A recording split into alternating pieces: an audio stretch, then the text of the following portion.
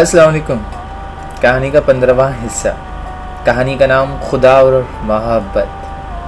عجیب عجیب قصے اور کہانیاں ہوتی ہیں۔ پچھلے حصے میں ذرا سی آواز میں لرزش ہو گئی تھی، اس کے لیے معذرت آج چاہتا ہوں، اسی امید کے ساتھ کہ جس الفاظوں کو میں کہانی کی صورت آپ تک پہنچانا چاہتا ہوں وہ آپ کو انہی الفاظوں میں ملے۔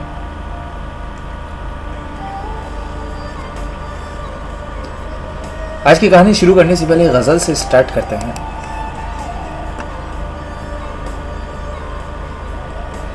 کہ اشک بار رہنے لگی آنکھیں تیری جدائی کے بعد، اشک بار رہنے لگی آنکھیں تیری جدائی کے بعد، زخم سہنے لگی سانسیں تیری جدائی کے بعد، دل جیسے ٹوٹ سا گیا ہو، امید کا دامن چھوٹ سا گیا ہو، سوال کرنے لگی یادیں تیری جدائی کے بعد، سویرے میں سیاہی قید لگنے لگی رہائی، سویرے میں سیاہی قید لگنے لگی رہائی، خود آپ کرنے لگا باتیں تیری جدائی کے بعد، شب بھر نہیں ملتی پلکیں، کروٹ بدل بدل ہر رخ سمٹیں، رت جگہوں سے کرنے لگا وعدے تیری جدائی کے بعد، اشک بار رہنے لگی آنکھیں تیری جدائی کے بعد، زخم سہنے لگی سانسیں تیری جدائی کے بعد۔ کہانی کا پچھلا حصہ تھوڑا سا پڑھ کے کہانی کی تسلسل کو اسی طریقے سے برقرار رکھنا چاہوں گا جہاں سے تسلسل ٹوٹا تھا، انہیں ایک بار پھر سے جوڑنے کی کوشش کرتا ہوں کہ کبھی کبھی یہ لفظ بھی احساسات اور جذبوں کو کس قدر بے توقیر کر دیتے، ان کی عزت اور وقار کم کر دیتے ہیں، ان کی شدت کو بیان نہیں کر پاتے۔ سچ مانیے تو لفظ کبھی کبھی ہمارے محسوسات اور جذبات کو بے عزت کر دیتے ہیں۔ شاید اس لیے میں اور عبداللہ آپس میں کوئی بات نہیں کرتے تھے، بس خاموش رہ کر ایک دوسرے کا قرب محسوس کرتے تھے۔ واپس ہوش میں آنے کے بعد جب پہلی مرتبہ نگہت سے ملاقات ہوئی تو اس نے مولوی علیم کی اس کایا پلٹ کے بارے میں بتایا۔ مجھے پتا چلا کہ ایمان اس آخری رات سے 2 راتیں پہلے ہی اس جان گئی کے عالم میں تھی۔ ایسا لگتا تھا کہ اس کی روح نکلنے کے لیے بے چین ہے، لیکن کسی کے انتظار میں نکل نہیں پاتی۔ ڈاکٹر نے تو 2-3 دن پہلے ہی جواب دے دیا تھا۔ مولوی صاحب کو اپنی دعاؤں پر دواؤں سے زیادہ بھروسہ تھا، لیکن تیسرے دن وہ بھی ٹوٹ گئے۔ عبداللہ نے ان کے پیروں پر اپنا سر رکھ دیا کہ آخری بار وہ ان سب کی بات مان لیں۔ حیا جانتی تھی کہ ایمان کو کس کا انتظار ہے، لیکن وہ اب یہ بھی جانتی تھی کہ ایمان ساری عمر بھی چاہے ایسے ہی کیوں نہ تڑپتی رہے، لیکن اس کے اندر کی ایمان اسے کبھی لب نہیں کھولنے دے گی۔ حیا نے بھی عبداللہ کو مجھے بلوانے کے لیے کہا تھا۔ عبداللہ نے حیا سے اس بارے میں دوسرا کوئی سوال ہی نہیں کیا اور براہ راست مولوی صاحب کی عدالت میں عرضی لگا دی۔ مولوی صاحب پہلے رات تو بہت جذبزر ہوئے اور انہوں نے عبداللہ کو سختی سے سنا بھی دیا، لیکن پھر دوسری رات اور پھر آخری رات جیسے جیسے ایمان کی حالت بگڑتی گئی، ان کے اندر کا سخت غیر مذہبی باپ ٹوٹتا گیا، حد تک کہ تیسری شام جب عبداللہ نے ان کے سامنے آ کر رو پڑا تو ان سے بھی برداشت نہ ہو سکا۔ زندگی میں پہلی مرتبہ انہوں نے کسی نامحرم کو اپنے گھر کی نہ صرف دہلیز بلکہ زنانے کی حد عبور کرنے کی بھی اجازت دے دی تھی۔ شاید وہ اسی لمحہ اندر سے ٹوٹ گئے تھے کہ جب انہیں یہ احساس ہوا تھا کہ ایمان بھی میری محبت میں اتنی ہی مبتلا تھی جتنا میں۔ شاید ان کے لیے یہ تصور ہی محال تھا کہ ایمان صرف ان کی تابعداری میں اس رشتے کے لیے رضامند ہوئی۔ وہ اپنے تصور کی آخری حد تک جا کر بھی یہ گمان نہیں کر سکتے تھے کہ ان کی بیٹی کے دل میں یوں چور دروازہ سے کوئی اندر بھی داخل ہو سکتا ہے۔ ان کے اندر کا مذہبی انسان کے لیے یہ بہت بڑا تعزیانہ تھا۔ دوسری طرف ان کے اندر بسے ایک پیار کرنے والے باپ کے لیے یہ بہت اذیت ناک تھا کہ ان کی جان سے پیاری بیٹی نے اپنی زندگی ان کی خوشی کے لیے قربان کر دی، لیکن انہیں اپنی دل کی حالت کے بارے میں احساس تک نہیں ہونے دیا۔ شاید اسی رات عبداللہ کو مجھے بلا لینے کی اجازت دینے والا شخص مولوی علیم الدین نہیں بلکہ صرف ایک باپ ہی تھا، لیکن اس باپ نے بہت ہی دیر کر دی تھی۔ جب تک اسے ہوش آیا وہ اپنی بیٹی کھو چکا تھا۔ مجھے نگہت نے ایک بند لفافہ بھی دیا تھا، میں روز آنا کھولنے کی ہمت کرتا اور روز ہی ہار کر واپس سنبھال کر رکھ دیتا۔ نگہت نے بتایا تھا کہ یہ لفافہ ایمان نے اسے اپنی بیماری کے دوران دیا تھا کہ اس کی شادی کے بعد نگہت وہ لفافہ مجھے تک پہنچا دے۔ بس ناظرین کو کیا خبر تھی کہ قدرت نے اس کی سانسیں ہی گن رکھی ہیں۔ کہتے ہیں نا کہ وفا کے علاج میں اس کو منا لیتے تو اچھا تھا، حالانکہ جنگ میں اکثر جدائی جیت جاتی ہے۔ عجیب عجیب سی کہانی ہے ایسے جو دل کو اکتا جانے والے۔ کبھی زندگی سے کچھ لوگ مایوس ہو کر کچھ یوں کر بیٹھتے ہیں اور کچھ لوگ زندگی کو ایک نیا نام دے دیتے ہیں۔ آج کل کی دور کے اندر سچی محبت نہیں، یہ بات سے کافی لوگ جانتے ہیں، کیونکہ یہ ان وقتوں کی بات ہے جب مکان کچے ہوا کرتے تھے، سچی محبت تب ہوا کرتی تھی۔ پر آج کل کے دور میں ایسی محبت کرنے والے انسان بہت کم لوگ، خوش نصیب لوگوں کو نصیب ہوتے ہیں ایسی محبت کرنے والا، اور انہیں ٹھکرا دینا یا ان سے روگردانی کر جانا، یہ کرنا تو بہت آسان ہے۔ کہتے ہیں نا کہ پاگل پن کی ساری لکیریں میرے ہاتھوں میں کیوں، جس کو چاہوں میں ہی چاہوں اور میں ہی چاہوں کیوں۔ کچھ ایسے ہی لوگ بہت بہت مشکل سے ملتے ہیں، پھر آنا دیکھنا ضروری نہیں ہوتے۔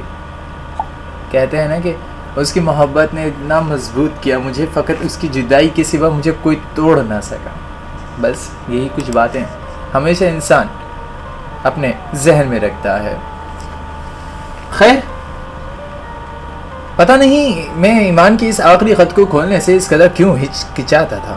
میں ایک مقدس تحریر کی طرح اس لفافے کو روزانہ اٹھتا، چومتا، آنکھوں اور ماتھے سے لگاتا اور پھر واپس اس دراز میں رکھ دیتا۔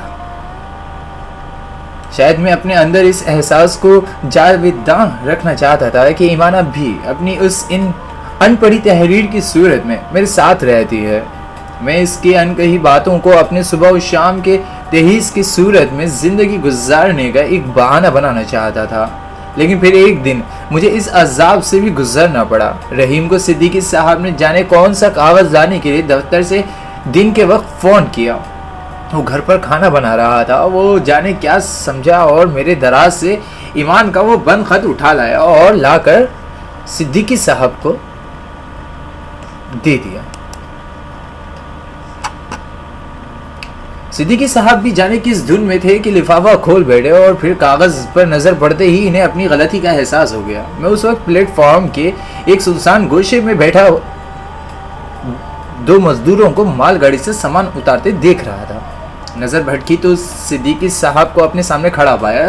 میں سٹپٹا گیا، سٹپٹا کر کھڑا ہو گیا۔ معافی چاہتا ہوں میاں، رحیم کو کوئی کاغذ گھر سے لانے کے لیے کہا تھا، وہ جلدی میں تمہاری کوئی ذاتی تحریر اٹھا لایا اور میں بھی بے خیالی میں اسے کھول بیٹھا۔ لیکن اطمینان رکھو، اس تحریر کے سارے لفظ ویسے ہی انچھوئے ہیں جیسے بند لفافے میں تھے۔ صدیقی صاحب ایمان کے خط کو کھلے لفافے کی صورت میں میرے لرزتے ہوئے ہاتھوں میں تھما کر واپس چلے گئے۔ میری حالت ایک لمحے میں کسی برسوں کی بیمار جیسی ہو گئی، ٹانگوں میں سے جیسے کسی نے یکلخت ہی جان نکال دی ہو۔ گھبرا کر وہیں بینچ پر بیٹھ گیا۔ اتنے زور زور سے دھڑک رہا تھا میرا دل کہ جیسے میری نظروں کے سامنے ایمان کا خط نہیں بلکہ وہ خود موجود ہو۔ کتنے دن سے یہ خط میرے پاس بند پڑا ہوا تھا، لیکن اسے کھول کر پڑھنے کی ہمت مجھ میں نہیں تھی، اور آج جب صدیقی صاحب نے غلطی سے اسے کھول لیا تھا تو میرا دل اسے پڑھنے کے لیے بےتابی سے دھڑک رہا تھا۔ جیسے ایمان سے بات کرتے ہوئے میں اتھل پتھل ہوتی تھی. بالکل وہی کیفیت تھی اس وقت میری. آخر کار میں نے کانپتی انگلیوں سے خط کی تہ کھول ہی دی. اس گل رخ کہ وہی دل میں سیدھی اتر جانے والی تحریر میری نظروں کے سامنے تھی اور اس کے آنسو خود بخود میری آنکھوں سے رواں ہو گئے. میں جانتی ہوں آپ ابھی تک گھر واپس نہیں گئے ہوں گے. میں نے آپ سے کہا تھا نا، محبت میں ضد نہیں ہوتی. محبت تو ہتھیار ڈال دینے کا نام ہے. جیت کر بھی ہتھیار ڈال دینا صرف محبت کرنے والوں کا ہی تو شیوا ہے. آپ بھی جیت چکے ہیں ہمار. بس اب میری خاطر ہتھیار ڈال دیں. اور پھر محبت صرف پال لینے کا ہی تو نام نہیں ہوتا. میں نے آپ سے کہا تھا نا کہ زندہ رہنے کے لیے کبھی کبھی بس ایک ملاقات ہی کافی ہوتی ہے. زندگی اس کی یاد کے سارے آرام سے کاٹی جا سکتی ہے. میں آپ سے یہاں نہیں مل پائی تو کیا ہوا؟ اس ابدی زندگی میں ساتھ رہنے کی دعا تو سدا میرے ساتھ رہے گی نا.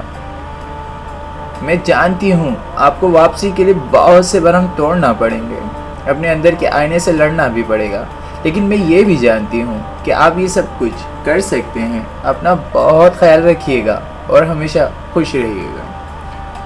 مجھے اکثر ایسے سوالات ذہن میں دوڑتے ہیں. اگر محبت کھو دینے کا نام ہے تو انسان محبت کرتا ہی کیوں؟ محبت انسان کرتا ہی کیوں؟ اور ہمارا دین بھی تو محبت کی اجازت دیتا ہے. یہ وہ محبت نہیں، پر محبت میں نظریے تو نہیں ہوتے. اور بھلا محبت بتا کر ہونے والی شے بھی نہیں. یہ تو ہو جاتی ہے. یہ انسان کے بس کی بات کہاں ہوتی ہے؟ اگر انسان کے بس میں ہوتا تو کیا وہ کبھی محبت کرتا؟ جانتے ہیں کہ محبت کبھی مر نہیں سکتی، لیکن محبت کرنے والوں کو مار دینا یہ کہاں کا تک ہے؟ خیر، کہانی کے اوپر دوبارہ آتے ہیں. جانے میں نے اس اشوے تراز کا یہ خط کتنی بار پڑھا اور جانے میں کتنی دیر سے ہچکیاں لے کر روتا رہا. پھر کسی نے میرے کاندھے پر ہاتھ رکھا تو میں چونکا. وہ عبداللہ تھا. پتہ نہیں کب سے وہ یہاں کھڑا تھا. عبداللہ نے میرے گالوں پر بہے آنسو پہنچ کر میری آنکھوں میں جھانکا. کب تک آپ سب کو رلاتے رہیں گے؟ دیکھیں آج آپ سے ملنے کون آیا ہے. میں نے حیرت سے عبداللہ کی نظروں کے تعاقب میں دیکھا اور بوکھلا کر کھڑا ہو گیا. لگتا تھا پلیٹ فارم میرے اور شاکر کے گھر والوں سے ہی بھرا ہوا تھا. امی، سجاد بھائی، ابرینا بھابھی، عباد، سنی، شاکر اور نگہت کو دیکھ کر مجھے اتنی حیرت نہیں ہوئی جتنی کمشنر صاحب اور ان کے ہاتھ میں ہاتھ ڈالے سب سے سامنے کھڑے شخص کو دیکھ کر رو رہی تھی. مجھے اپنی آنکھوں پر اعتبار آنے میں بہت وقت لگا. مولوی علیم الدین آنکھوں میں آنسو لیے سب سے آگے کمشنر صاحب کے ہاتھ تھامے کھڑے تھے. شہر کا سب سے دبنگ ریٹائرڈ کمشنر ایک غریب مولوی کے ساتھ شانہ بشانہ کھڑا تھا. اور حیرت کی بات یہ تھی کہ اس کی صدا کی مغرور آنکھوں میں نفرت کے بجائے شرمندگی تھی اور اس کی ہمیشہ سے اکڑ کر جھکی ہوئی تھی.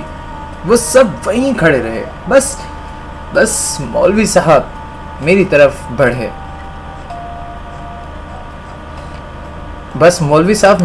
بڑھے.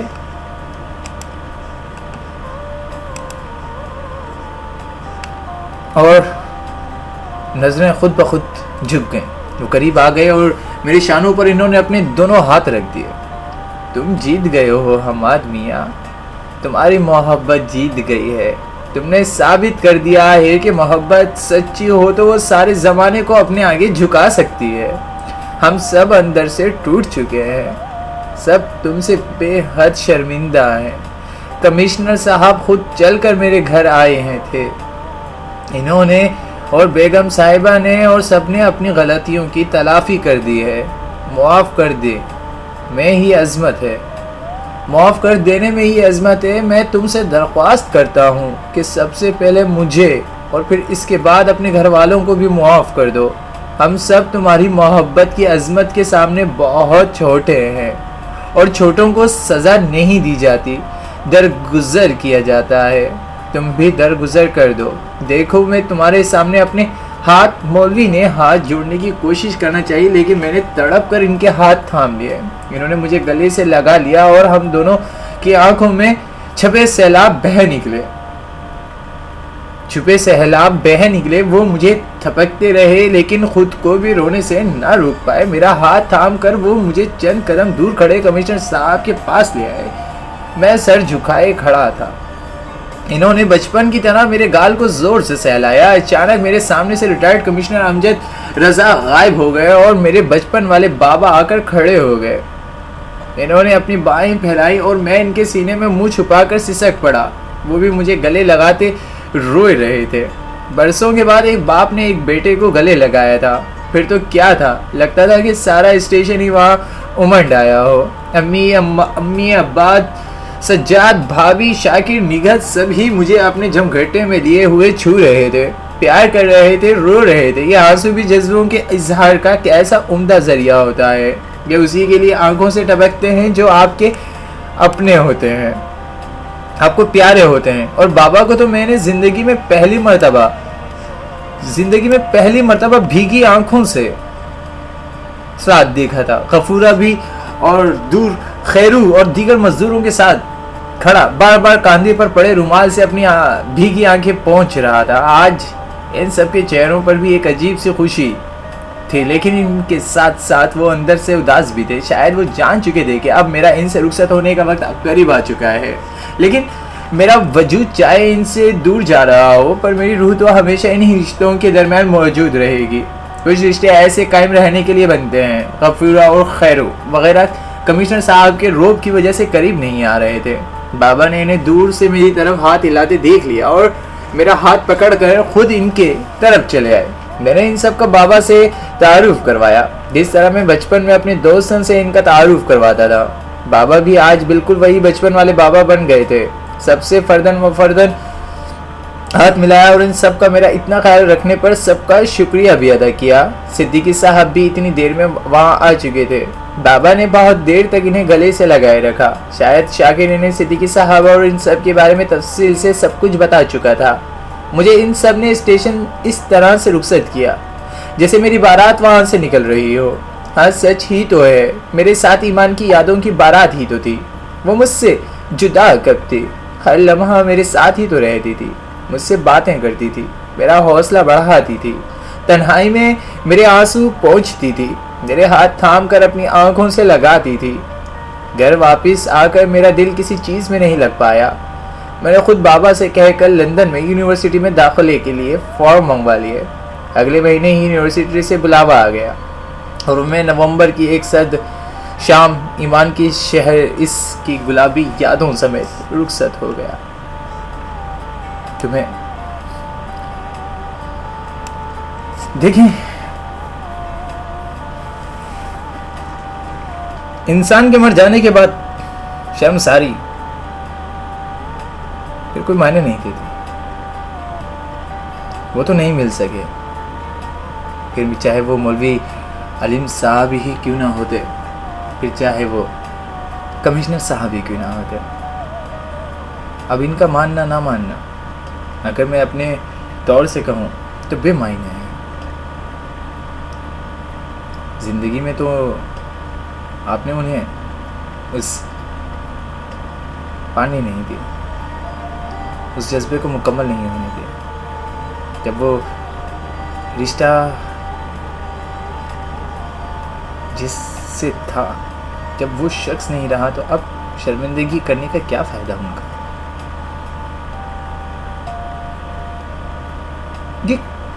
یہ کیسے لوگ ہیں؟ مجھے آج تک بھلا ایسے لوگوں کی سمجھ نہیں آتی۔ کہنے کو یہ صرف کہانی ہے، لیکن کہانی کہیں نہ کہیں کسی نہ کسی کے لیے ایسا لگتا ہے کہ وہ ہم سے ملتی جلتی ہے۔ ہاں، یہ بات کہ کہانی کے اندر کردار ہم خود چنتے ہیں، لیکن ہماری زندگی کے اندر کردار نہیں چننے پڑتے، یہ ہماری زندگی میں خود بنتے ہیں۔ ہمیں خود کبھی کسی جگہ بادشاہ تو کسی جگہ فقیر بننا پڑتا ہے۔ یہ ہماری زندگی کی اصلیت ہے. لیکن کہانی بھی تو ہمیں کچھ تعلیم دینے کے لیے ہی ہوتے ہیں, کچھ ہمیں بتلانے کے لیے ہی تو ہوتی ہیں, کچھ بڑوں کو بتلانے کے لیے تو ہوتی ہیں کہ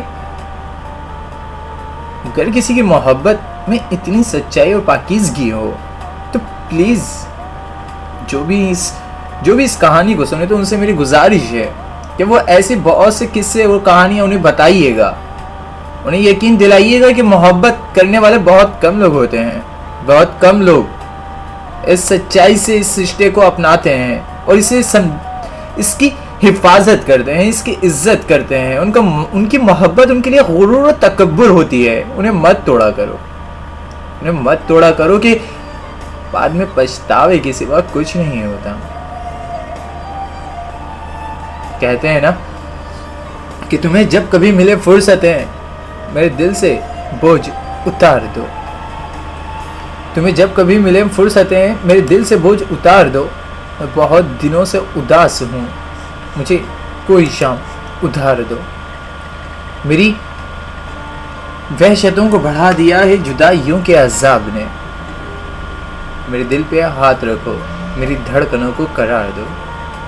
کسی اور کو میرے حال سے نہ غرض ہے نہ کوئی واسطہ. میں بکھر گیا ہوں سمیٹ لو, میں بگڑ گیا ہوں سنوار دو. میری وحشتوں کو بڑھا دیا ہے جدائیوں کے عذاب نے. میرے دل پہ ہاتھ رکھو, میری دھڑکنوں کو قرار دو. ایمان چلی گئی اور میں اس کے جانے کے بعد لندن آ گیا. شاید میں بھی کہیں نہ کہیں اپنے ذہن میں اس نظریے کی غلط فہمی کا شکار تھا کہ شاید اس کا شہر چھوڑ دینے کے بعد میرے درد میں کچھ کمی واقع ہو جائے گی. لیکن ایسا کچھ نہیں ہوا. اس کی یاد وہ خنجر تھا جو ہمیشہ میرے دل کے عین بیچ گڑا رہا. جب تک لوگ آس پاس ہوتے ذہن کچھ ہٹا رہا تھا, لیکن تنہائی ملتے ہی مجھے اس کی وہ دو بڑی بڑی آنکھیں گھیر لیتی. اس کے دیے ہوئے وہ دونوں موتی اور اس کا آخری خط میرے ساتھ بن جاتے, میرا ساتھی بن جاتے اور گھٹنوں میں گھنٹوں ایک دوسرے سے باتیں کرتے.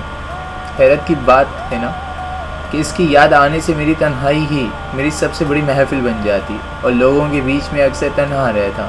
جیسے ہی لوگ میرے پاس آتے میں تنہا ہو جاتا. پھر گھنٹوں بیٹھا بھیڑ چھٹنے کا انتظار کرتا تاکہ لوگ جائیں, مجھے تنہائی ملے اور پھر سے اپنی محفل جما سکوں. صرف ایک کامران میرے دوستوں میں سے ایسا تھا جسے میرے دل کی حالت کا علم تھا. جب گزشتہ دنوں میں نے اسے ایمان کے چلے جانے کے بارے میں پہلی مرتبہ کھل کر بتایا تو بہت دیر تک وہ سکتے کی کیفیت سے ہی نہیں نکل پایا. آنسو اس کی آنکھوں سے ٹپ ٹپ کر گرتے رہے. آج تک وہ یہی سمجھ رہا تھا کہ ایمان کی شادی کہیں اور ہو گئی ہوگی, کیونکہ پچھلے 2 سال سے نہ وہ پاکستان آیا تھا اور نہ ہی میں نے اسٹیشن پر ملازمت کے بعد اور لندن آنے سے پہلے تک اس سے کوئی رابطہ رکھا تھا. کامران اس قدر پریشان ہو گیا تھا کہ مجبوراً مجھے اسے خواب آور دوا دے کر اسے رات سلانا پڑا تھا. بہت دنوں تک وہ مجھ سے بھی روٹھا سا رہا کہ میں نے اتنا کچھ ہو جانے کے باوجود اسے خبر کیوں نہیں کی. اے میرے اجنبی, ایسا آپ پر بھی حیرت تھی کہ میں اب تک چل پھر کیسے رہا تھا. اب میں اسے کیا بتاتا کہ یہی تو اصل شرمندگی کی بات تھی. کاش میرے حواس بھی ایمان کے ساتھ ہی ہمیشہ کے لیے کھو جاتے. لیکن مجھے تو وہ جاتے جاتے جینے کی سزا سنا گئی تھی اور میں تھا کہ سزا کے طور پر جیے جا رہا تھا. ربیکا بھی مجھ سے ہمیشہ یہی گلا کرتی رہتی کہ میں سب کے ساتھ ہوتے ہوئے بھی سب کے بیچ نہیں ہوتا, جانے کہاں بھٹکتا رہتا ہوں. البتہ آج اس کی ناراضگی کی وجہ کچھ اور ہی تھی. دراصل اسے میں نے صبح ہی بتایا تھا کہ میں سارا کے گھر رات کھانے پر مدعو تھا. ربیکا رات بھر کی برف باری کے بعد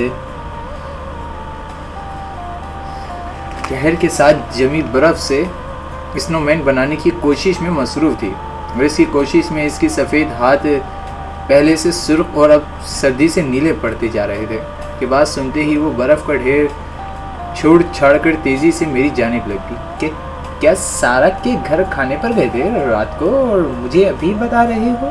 یہ بھلا کیا بات ہوئی؟ اس نے دوپہر 3:30 بجے مجھے یہ آفر کی تھی، تب تک تم جا چکی تھی۔ شام کو میں لائبریری کھنگالتا رہا اور جب تم ملی وہ تو بتا رہا ہوں۔ ربی کا جانے کیوں روحان سی ہو گئی، پھر خود ہی کہنے لگی جانے مجھے کیا ہو جاتا ہے تمہیں سارا کے ساتھ دیکھ کر۔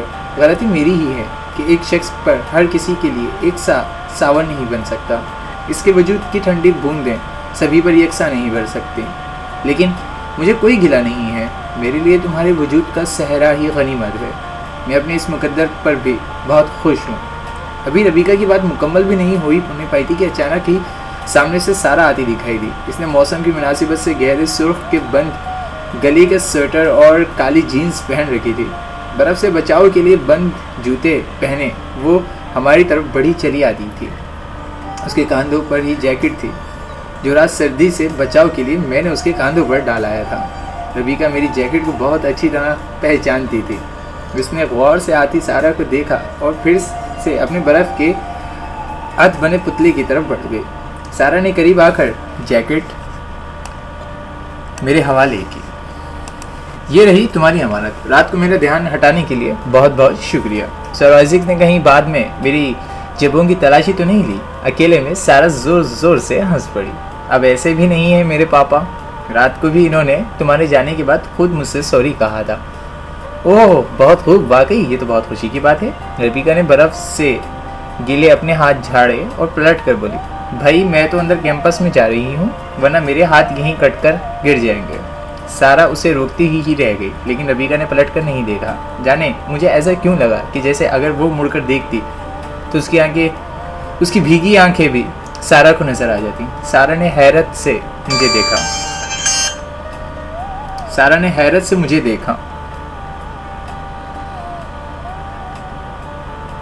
جانے اسے کیا ہو گیا ہے مسٹر حماد؟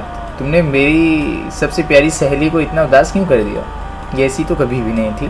شاید اداسی میرے آس پاس بکھری رہتی ہے، جو بھی میرے ساتھ رہتا ہے وہ اس اداسی کی گہرائی میں ڈوب جاتا ہے۔ سارا نے غور سے میری جانب دیکھا۔ تم باتیں بہت خوبصورت کرتے ہو۔ ربیکا بھی تمہاری انہی باتوں سے گھائل ہوتی نظر آ رہی ہے۔ کچھ بات تو ہے تم میں۔ مجھے اس کے سوالیہ انداز پر ہنسی آ گئی۔ یہ سوال ہے یا کوئی فیصلہ؟ نہیں، میں ٹھیک کہہ رہی ہوں۔ میں نے اپنے پاپا کو کل رات سے زیادہ پریشان اپنی زندگی میں کبھی نہیں دیکھا، حالانکہ میں جانتی ہوں کہ وہ بہت مضبوط انسان ہے۔ زندگی کی بڑی سختی انہوں نے مسکراتے ہوئے جھیلا ہے، اس لیے وہ ہمیشہ سے میرے آئیڈیل بھی رہے ہیں۔ لیکن جانے کیوں جب سے تم اس یونیورسٹی میں آئے ہو میں انہیں تمہاری جانب سے کسی نہ کسی الجھن میں ہی مبتلا پایا ہے۔ کل رات بھی میرے پاپا سے اسی بات پر بحث ہو رہی تھی کہ کیا وہ مجھے یا میرے عقیدے کو اتنا کمزور سمجھتے ہیں کہ میں اس سے پلٹ جاؤں گی۔ ہمیں بچپن سے یہ بات بتائی جاتی ہے کہ ہم عظیم ہیں اور عظیم رہیں گے، تو کیا ہماری عظمت کسی ایک لڑکے کے انکار کرنے سے کیا کم ہو جائے گی؟ کیا ہمارا عقیدہ اتنا کمزور ہے کہ کسی اور کا ایمان اس میں دراڑیں ڈال دے گا؟ میں چپ کر کے اس پر اعتماد لڑکی کی باتیں سنتا رہا۔ پھر تمہارے پاپا نے تمہیں کیا جواب دیا؟ مجھے حیرت اور افسوس سے کہنا پڑا ہے کہ پہلی مرتبہ انہوں نے روایتی باپ کی رویے سے کام لیا، جو دلیل اور لاجک کے بجائے اپنا تجربہ اور خدشات اپنے بچے کے ذہن میں ٹھونسنے کی کوشش کرتا ہے، اپنے اندر کے خوف سے اسے ڈرانے کی کوشش کرتا ہے۔ تم اس دن کہاں تھے کہ اندھیرا ہمیشہ روشنی سے ڈرتا ہے؟ تم نے اس دن کہا تھا کہ اندھیرا ہمیشہ روشنی سے ڈرتا۔ اگر یہ اندھیرا ہے تو میں خود بھی اس اندھیرے کا ایک حصہ ہوں، پھر مجھے تم سے تمہارے عقیدے سے خوف محسوس کیوں نہیں ہوتا؟ سارا کی باتوں سے لگ رہا تھا کہ سر آئزک کے رویے نے اسے الجھن میں ڈال دیا ہے۔ میں اس کی بات سن کر یہ سوچتا رہا کہ مغرب اور مشرق کی رویوں میں کس قدر فرق ہے۔ یہاں مغرب میں ایک بیٹی باپ سے اپنے غلط یا صحیح ہونے پر باقاعدہ کسی ملزم کی طرح جرح کر سکتی تھی، اس سے لڑ سکتی تھی، روٹ کر ناراض ہو سکتی تھی، جبکہ مشرق میں کسی جوان لڑکی کا باپ کے سامنے یوں کھڑا ہونا بھی محال تھا، چاہے جائے کہ وہ اپنے باپ سے کوئی سوال کر سکے۔ جانے کیوں مجھے اس لمحے ایمان بہت شدت سے یاد آئی۔ سارا اپنی روح میں نہ جانے کیا کچھ بولتی رہی. پھر اس نے چونک کر مجھے دیکھا. کہاں کھو جاتے ہو یوں پل بھر میں؟ آج اس نے پھر اچانک ہی سوال پوچھ لیا جو ربیکہ سے پہلے کئی مرتبہ پوچھ چکی تھی. کہیں نہیں، بس تمہاری بات سن رہا تھا. نہیں، تم میری بات سنتے ہو بھی یا نہیں تھے؟ تم کبھی بھی ہم لوگوں کے ساتھ نہیں ہوتے. میں نے آج تک کسی کی آنکھوں میں اداسی کے اتنے بھنور ایک جگہ اکٹھے نہیں دے گئے. اگر کوئی بات ذاتی بات نہ ہو تو مجھ پر اعتماد کر سکتے ہو. اب میں اس معصوم لڑکی کو کیا پتا تھا کہ میرے ساتھ کتنے غم میرے ابدی ساتھی ہیں. میں اسے یہ سب بتا کر افسردہ نہیں کرنا چاہتا تھا. داستان اتنی لمبی ہے کہ تم سن کر اکتا جاؤ گی. ہاں، البتہ یہ یقین رکھو کہ اس میں کچھ ایسا ذاتی نہیں ہے جسے تم سے چھپایا جائے. جب کبھی تمہیں فرصت ہوئی اور ہم دونوں ساتھ ہوئے تو تمہیں ضرور بتاؤں گا. وہ خوش ہو گئی اور میرے ایک طرف ہاتھ بڑھا کر بولی، وعدہ؟ میں نے اس کا ہاتھ تھام کر کہا، پکا وعدہ. پھر وہی دو ہلکے سے گھڑے اس کے چہرے پر کا نور بڑھ گیا. کلاس کی گھنٹی تیسری بار بج چکی تھی. ہم دونوں ہی وہاں سے چل دیے.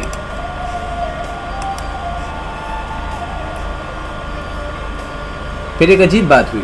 یونیورسٹی انتظامیہ نے اچانک اعلان کرا دیا کہ اس سال پہلے کی طرح طالب علم اپنا پرچہ اور تحقیق ہمیشہ کی طرح کھلے ہال میں تمام یونیورسٹی کے سامنے نہیں پڑھیں گے، بلکہ تمام اسٹوڈنٹس پہلے اپنا ٹرم پیپر لائبریری میں جمع کروائیں گے اور انتظامیہ اس کی جانچ اور تحقیق کے بعد چند منتخب شدہ پرچوں کو عام طلباء کے سامنے تقریب میں پڑھنے کی اجازت دے گی. سارا اس بات سے بھی شدید جھلائی ہوئی تھی، لیکن میں جانتا تھا کہ اصل میں معاملہ کیا تھا. سر وائزک نہیں چاہتے تھے کہ میں اپنی تحقیق کسی بھی صورت میں دوسروں تک پہنچاؤں. وہ اس نئی نسل کو ہولوکاسٹ کا وہی رخ دکھانا چاہتے تھے اور اس یقین میں زندہ رکھنے چاہتے تھے کہ جو برسوں سے اس نسل تک پہنچایا جاتا رہا تھا. مجھے پہلی بار ایک عجیب سا طمانینت بھرا احساس ہوا. مجھے ایسا لگا کہ خود کو عظیم کہنے والے اصل میں مجھ سے خوف زدہ ہیں، میرے عقیدے سے خوف زدہ ہیں. اس کا مطلب تو یہ ہوا کہ خود کو عظیم کہلوانے کا حق اگر کسی کو ہے تو اصل میں وہ ہم ہیں. لیکن ہماری عظمت میں ہم خود اپنے ہاتھوں سے گنوا چکے ہیں، اور ان یہودیوں کے یہ ڈر ہے کہ کہیں پھر سے اپنی عظمت گم گشتہ کو پانا لیں. بہت دنوں کے بعد سر وائزک آج کلاس میں پرسکون دکھائی دے رہے تھے. شاید ان کے سر سے بہت بڑا بوجھ ٹل گیا تھا. ربیکہ پہلے ہی جل بھئی بیٹھی ہوئی تھی. اس نے چھوٹتے ہی سر وائزک سے پوچھ لیا کہ اس مرتبہ اتنے سالوں بعد یونیورسٹی نے ٹرم پیپر سے متعلق اپنا اصول کیوں بدل لیا ہے؟ سر وائزک نے بڑی خوبصورتی سے اسے انتظامیہ کے اندرونی معاملے کہہ کر ٹال دیا، اور ساتھ یہ بھی کہا کہ ہر سال کچھ معیاری پرچوں کے ساتھ ساتھ بہت سے غیر معیاری پرچے بھی آ جاتے تھے، اس لیے اس مرتبہ منتخب شدہ پرچوں کو ہی منظر عام پر لایا جائے گا. ربیکہ نے کاغذ کی چٹ پر لکھ کر چٹ میری طرف کھسکائی. اس نے چٹ پر لکھا تھا کہ کیا وہ سر وائزک سے براہ راست پوچھ لیں کہ کہیں یہ پابندی میرے ٹرم پیپر کی موضوع کی وجہ سے تو نہیں لگائے گی. میں نے آنکھیں نکال کر اسے گھورا، تب کہیں جا کر وہ باز آئی، اور ورنہ اس کوئی بعید بھی نہ تھی کہ وہ یہ سوال بھی سر وائزک سے کر ہی بیٹھتی. اتفاق سے سارا کے ٹرم پیپر کا تعلق بھی ہولوکاسٹ سے ہی تھا. وہ دراصل فریڈینچ کیملز نامی ایک یہودی مصنف کی تحقیق پر مبنی تھا. مقالہ لکھ رہی تھی جس نے ہولوکاسٹ کے حق میں اپنی تصنیف روز نماچوں میں مختلف دلائل دیے تھے. ساتھ ہی ساتھ اس نے بہت سی کتابوں اور انٹرویو اور مختلف حوالوں سے اس مفروضے کے حقیقت ثابت کرنے کی کوشش کی تھی. سارا مجھ سے کبھی اپنی تحقیق چھپائی نہیں تھی، بلکہ وہ مسکرا کر مجھے چیلنج کرنے کے انداز میں اپنی روزانہ کی پیش رفت کے بارے میں بتاتی رہتی تھی. ربیکہ پر وہ لمحے بہت گراں گزرتے تھے جب سارا میرے ساتھ کسی بحث میں مصروف ہوتی. پھر ایک ایسے ہی اجلے دن جب پوری یونیورسٹی دھوپ میں کے چکر میں چھٹی منانے کے موڈ میں تھی، میں نے ربیکہ کا ہاتھ سے پکڑ کر اپنے ساتھ نہر کے کنارے اپنی مخصوص بینچ پر بیٹھا لیا. آج میں نے اس سے کھل کر بات کرنے کا فیصلہ کر ہی لیا تھا. وہ آج میرے اس انداز پر خاصی حیران بھی تھی. بیٹھو یہاں، مجھے تم سے کچھ بات کرنی ہے. اس نے حیرت سے اپنے ہاتھ میں پھنسے میرے ہاتھ کو دیکھا اور پھر ہنس دی. ہاں ہمارا کیا بات ہے؟ آج کہیں مجھے پرپوز کرنے کا ارادہ تو نہیں ہے؟ کاش میں اتنے خوش نصیب ہوتا. تمہارے ساتھ پانے والا دونوں جہاں پا لے گا. ربیکہ کی آنکھوں میں بیک وقت بہت سی لب کے، واقعی کیا تم ایسا سمجھتے ہو؟ مجھ میں تو ایسی کوئی خاص بات نہیں ہے، تمہارے وجود میں اور تمہاری اس خوبصورتی روح میں وہ سب کچھ موجود ہے جو دنیا کی کسی بھی نوجوان کے خوابوں کی تمنا ہو سکتی ہے۔ تم جس راستے سے گزر جاتی ہو لوگ گھنٹوں تمہیں دیکھتے رہتے ہیں، تمہاری ایک جھلک پانے کے لیے، تم سے 2 گھڑی بات کرنے کے لیے میں نے یہیں اس یونیورسٹی میں جانے کتنوں کو دن رات پریشان دیکھا ہے، پھر بھی تم یہ کہتی ہو کہ تم میں کوئی خاص بات ہے۔ میں نے اس بے باک مغربی حسن کے چہرے پر پہلی مرتبہ شرم کی سرخی دیکھی۔ عورت دنیا کے کسی بھی خطے میں بھی ہو، اس کے اندر کہیں نہ کہیں یہ صرف ضرور موجود ہوتی ہے۔ وہ ہنس کر بولی، ہاں کچھ خاص بات تو ضرور ہوگی، تبھی یہ سب آہیں بھرتے ہیں، لیکن وہ خاص بات نہیں جو اس کے پتھر دل کو موم کر دے، جس کو میں پگھلانا چاہتی ہوں۔ پھر یہ سب کچھ میرے کس کام کا؟ تو آج ربیکا نے بھی دل کی بات کھل کر کہنے کا فیصلہ کر ہی لیا تھا۔ ہمارے سامنے ٹیمز سے نکلی اس نہر کی برف جیسا پانی نہایت خاموشی سے بہہ رہا تھا۔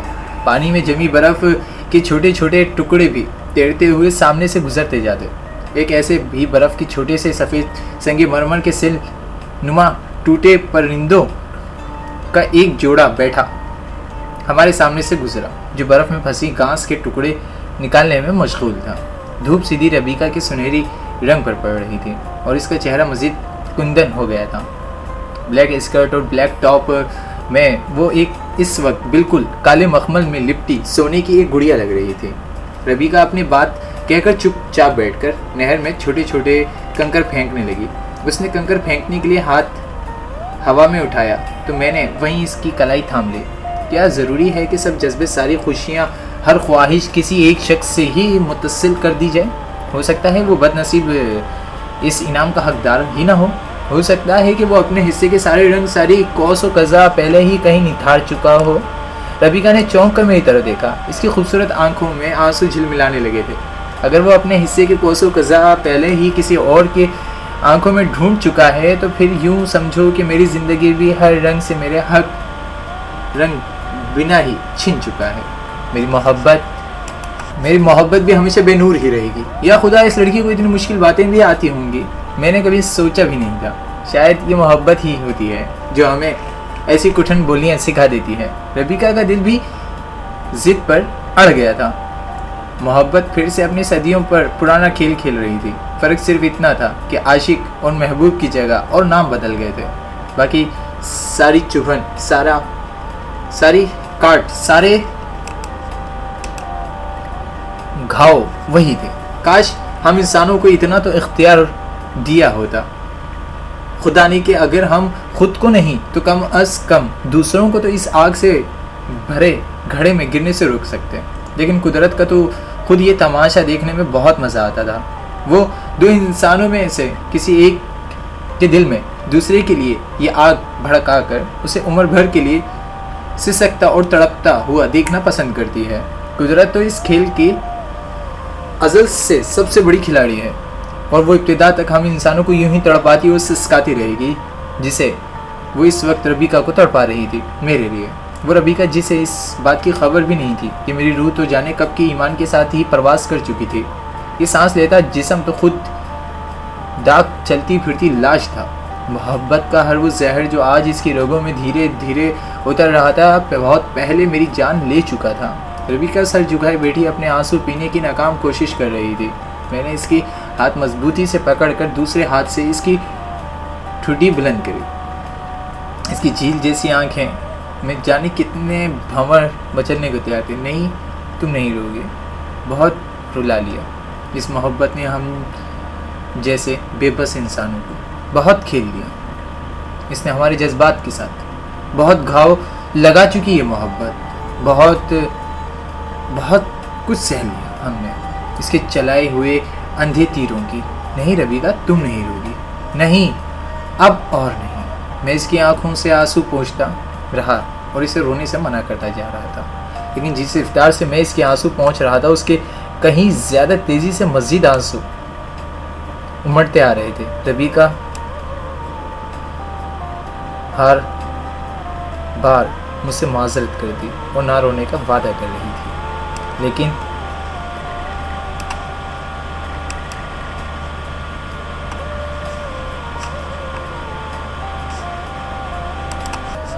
لیکن اس کے اندر کا سیلاب آج پوری طرح بہہ جانے کا تہیہ کر چکا تھا۔ پھر وہ وہاں سے اٹھی اور بھاگتی ہوئی وہاں سے دور چلی گئی۔ میں اسے دور جاتے دیکھتا رہا۔ نہر پر راج ہنسوں کے ایک جوڑے نے پانی کے آئینے میں اپنا چہرہ دیکھا اور تیزی سے پھڑپڑا کر پانی کے اوپر آ کر بیٹھ گئے۔ ہنس سے پوچھا، وہ راج ہنسنی رو کیوں رہی تھی؟ اس کا ہنس کہاں ہے؟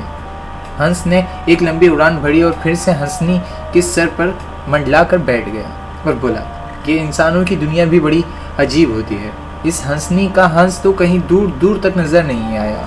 ایک ہنس وہاں نہر کنارے بیٹھا تو ہے، لیکن اس کی تو اپنی ہنسنی کا بھی کچھ پتہ نہیں کہ کیسے بھی جوڑیں بنا رکھے ہیں تقدیر میں ان انسانوں کی زمین پر۔ ان سے تو ہم ہوا کی دوش پر تیرتے راج ہنس ہی بھلے۔ ہم میں سے ہر ایک کا اپنا جوڑا تو ہے اور وہ اس کے ساتھ بھی ہے۔ ہنسنی نے ایک دکھ بھری نظر دور بھاگتی ربیکا پر مجھ پر ڈالی اور پھر اپنے ہنس کے ساتھ ایک لمبی اڑان بھر گئی۔ وہی اکیلے تنہا بیٹھا رہی میں۔ اس دن کے بعد ربیکا بہت دن تک میرے سامنے آنے سے گریز رہی۔ شروع کے 2-3 دن وہ یونیورسٹی میں نہیں آئی۔ میں نے اس کے فون اور گھر پر رابطہ کرنے کی بہت کوشش کی، لیکن سب نمبر بند ملتے تھے۔ پھر جب وہ یونیورسٹی آئی بھی تو بہت بکھری سی تھی اور مجھ سے نظریں چراتی رہتی تھی۔ پھر ایک دن مجھے ہیمرنگ کی کلاس میں ایک موقع مل ہی گیا۔ اس دن کا موضوع تھا پا لینے اور کھو دینے کا احساس۔ مجھ سے جب سر آئزک نے اس موضوع پر بات کرنے کے لیے کہا تو میں نے ایک اچنتی سی نگاہ ربیکا پر ڈالی۔ وہ میری طرف ہی دیکھ رہی تھی، جس نے جلدی سے نظریں جھکا لی۔ میں نے اصل میں اس کو مخاطب کیا۔ احساس اگر محبت کا ہو تو انسان اس میں کبھی کچھ کھوتا نہیں ہے، صرف پاتا ہی۔ بے محبت چاہے یک طرفہ ہی کیوں نہ ہو، وہ آپ کو ایک خواب احساس دے کر ہی جاتی ہے، چاہے دوسری طرف کا جذبہ اس کا ہم پلہ نہ ہو تب بھی۔ محبت کسی سوداگر سودا نہیں کہ دونوں جانب کے پلڑے ہمیشہ برابر ہی ہوں۔ دوسرے کا وزن کم ہونے سے ہمارا وزن تو بڑھتا ہی ہے نا۔ اس کی محبت نہ کرنے سے ہماری محبت پر کیا فرق پڑتا ہے؟ محبت کسی وسیع کی توقع پہ نہیں کی جا سکتی۔ ہاں، اگر دوسری طرف سے بھی وہی شدت موجود ہو تو سمجھے کہ انعام دگنا ہو گیا ہے، لیکن اگر دوسرے کی کم نصیبی سے وہ اس جذبے سے محروم ہے تو پھر اس بات سے اپنے حصے کا انعام نہیں گنوایا جا سکتا۔ زندگی بتانے کے لیے ایک اپنے حصے کا یہ احساس، یہ انعام ہی کافی ہے۔ لیکن یاد رہے، محبت کا یہ سفر ننگے پاؤں ایک جلتے اور تپتے صحرا میں صدا کے لیے نکلے ہوئے سورج تلے چلنے کا سفر ہے۔ پاؤں کے چھالے گننے کے لیے بیٹھ جانے والے اپنی منزل کا نشان کھو دیتے ہیں ہمیشہ کے لیے۔ میں اپنی بات ختم کر کے بیٹھ گیا۔ چند منٹ تک تب بھی کلاس میں گہرا سکوت سا چھایا رہا۔ ربیکا کی آنکھیں چھلکنے کو تیار تھیں۔ وہ تو بھولا ہوا اس گھنٹی کا جو کلاس ختم ہونے کی نشانی کے طور پر بج گئی، ورنہ آج ساری کلاس ہی ربیکا کے راز سے واقف ہو جاتی۔ ہم سب کلاس سے رفتہ رفتہ نکل گئے۔ میں اپنے خیالوں میں اس قدر کھویا ہوا تھا کہ مجھے پکارتی جوزف کی آواز بھی نہیں سنائی دی۔ تیسری بار اس نے پکارا تو میں چونکا۔ وہ میرے پیچھے ہی تیزی سے چلا رہا تھا، مسٹر حماد کن خیالوں میں کھوئے ہوئے ہو؟ جوزف نے میرا ہاتھ تھاما اور جلدی سے مجھے لے کر یونیورسٹی کے مرکزی عمارت سے باہر نکل گیا۔ اس کے انداز سے صاف ظاہر تھا کہ وہ مجھے کوئی اہم بات بتانا چاہتا ہے جس کے لیے اسے تنہائی کی ضرورت ہے۔ باہر کھلی فضا میں پہنچتے ہی اس نے براہ راست مجھ سے پوچھا، اگر تم سے یہ پوچھا جائے کہ تم ہولوکوسٹ پر اپنے ٹرم پیپر اسی یونیورسٹی میں اپنے داخلے خاتمے میں سے کسی ایک چیز کا انتخاب کر لو تو تمہارا جواب کیا ہوگا؟ آپ میرا جواب اچھی طرح جانتے ہیں۔ میں قدم رکھ کر پیچھے ہٹنے والوں میں سے نہیں ہوں۔ میں جانتا تھا۔ پھر ذہنی طور پر تیار رہو، یونیورسٹی انتظامیہ نے تم سے ہمیشہ کے لیے چھٹکارا پانے کا فیصلہ کر لیا ہے۔ شاید وہ مجھے بھی اس اجلاس میں نہ بلاتے۔ جوگنگ باڈی نے کل طلب کر لیا تھا، لیکن ان کی نظر میں میری وفاداریاں بھی ابھی تک غیر مشکوک ہیں، اور پھر شاید اس لیے بھی کہ انہیں آخر میں کہیں نہ کہیں اس فیصلے پر تمام ٹیچرز کے ساتھ میرے دستخط بھی چاہیے ہوں گے۔ لیکن اب مجھ پر کیا الزام ہے؟ ٹرم پیپر کا وہ طلبہ تک پہنچنے دینے کا تو انہوں نے پہلے ہی سے بندوبست کر رکھا ہے۔ پھر کیا وجہ ہوئی اس اجلاس میں بلانے کی؟ تم 2-3 دن پہلے پارک اسکوائر ایونیو کی لائبریری میں گئے تھے؟ ہاں گیا تھا. مجھے یاد تھا یہ اسی دن کی بات ہے جس رات میں سارا کے گھر کھانے پر مدعو تھا. ہاں وہاں تمہاری لائبریری پیڑ تھا. لائبریرین پیٹر تھا. میں سے کچھ بحث بھی ہوئی تھی. میری اس سے کچھ بحث بھی تھی. اسے بحث تو نہیں کہا جا سکتا، بس وہ مجھے چند کتابیں دینے میں پیش کر رہا تھا جو کہ لائبریری کی فہرست کے حساب سے لائبریری میں ہی موجود ہونی چاہیے تھی. لیکن یہ واقعی یونیورسٹی سے باہر کا ہے. اس سے انتظامیہ کا کیا تعلق؟ شاید تم نہیں جانتے. پیٹر خود بھی روہن سے یہودی ہے.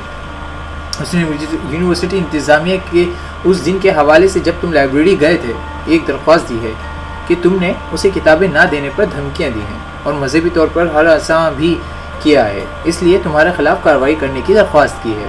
مجھے شدید غصہ آ گیا. یہ سب فضول بکواس ہے. نہ تو میں نے اسے کوئی دھمکی دی تھی اور نہ ہی کسی بھی طور پر ہراساں کرنے کی کوشش کی.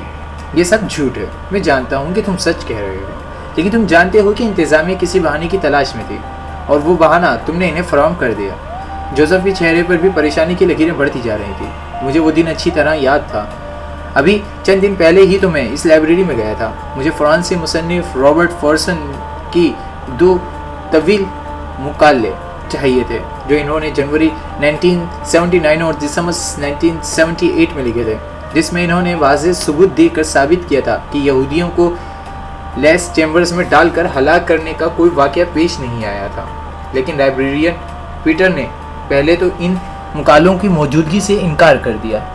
پھر میں نے اسے لائبریری کی فہرست دکھائی جس میں باقاعدہ ان 2 مقالوں کا اندراج تھا، اور فہرست اور رجسٹر یہ بھی ظاہر کر رہے تھے کہ پچھلے کئی سالوں سے ان مقالوں کو کسی کاری کا شو بھی نہیں کیا گیا تھا. تو اس کا موڈ آف ہو گیا اور اس نے مجھ سے کہا کہ میں کل یا پرسوں چکر لگا لوں کیونکہ آج وہ کچھ مصروف ہے. اب جب جوزف کی بات نے مجھے لائبریرین پیٹر کی قومیت کے بارے میں بتایا تو مجھے اس کے رویے کی سمجھ آ رہی تھی. اس کے انکار کے بعد میں نے ذرا سختی سے اسے کہا تھا کہ وہ مجھے مجبور کر رہا ہے کہ میں لائبریری کے اعلی انتظامیہ یہ لندن میئر آفس میں لائبریری کے شعبے میں اس کے سست رویے کی شکایت کر دوں. اس پر اس نے منہ بناتے ہوئے ان 2 میں سے ایک مقالہ مجھے کہیں اندر سے نکال کر دے دیا.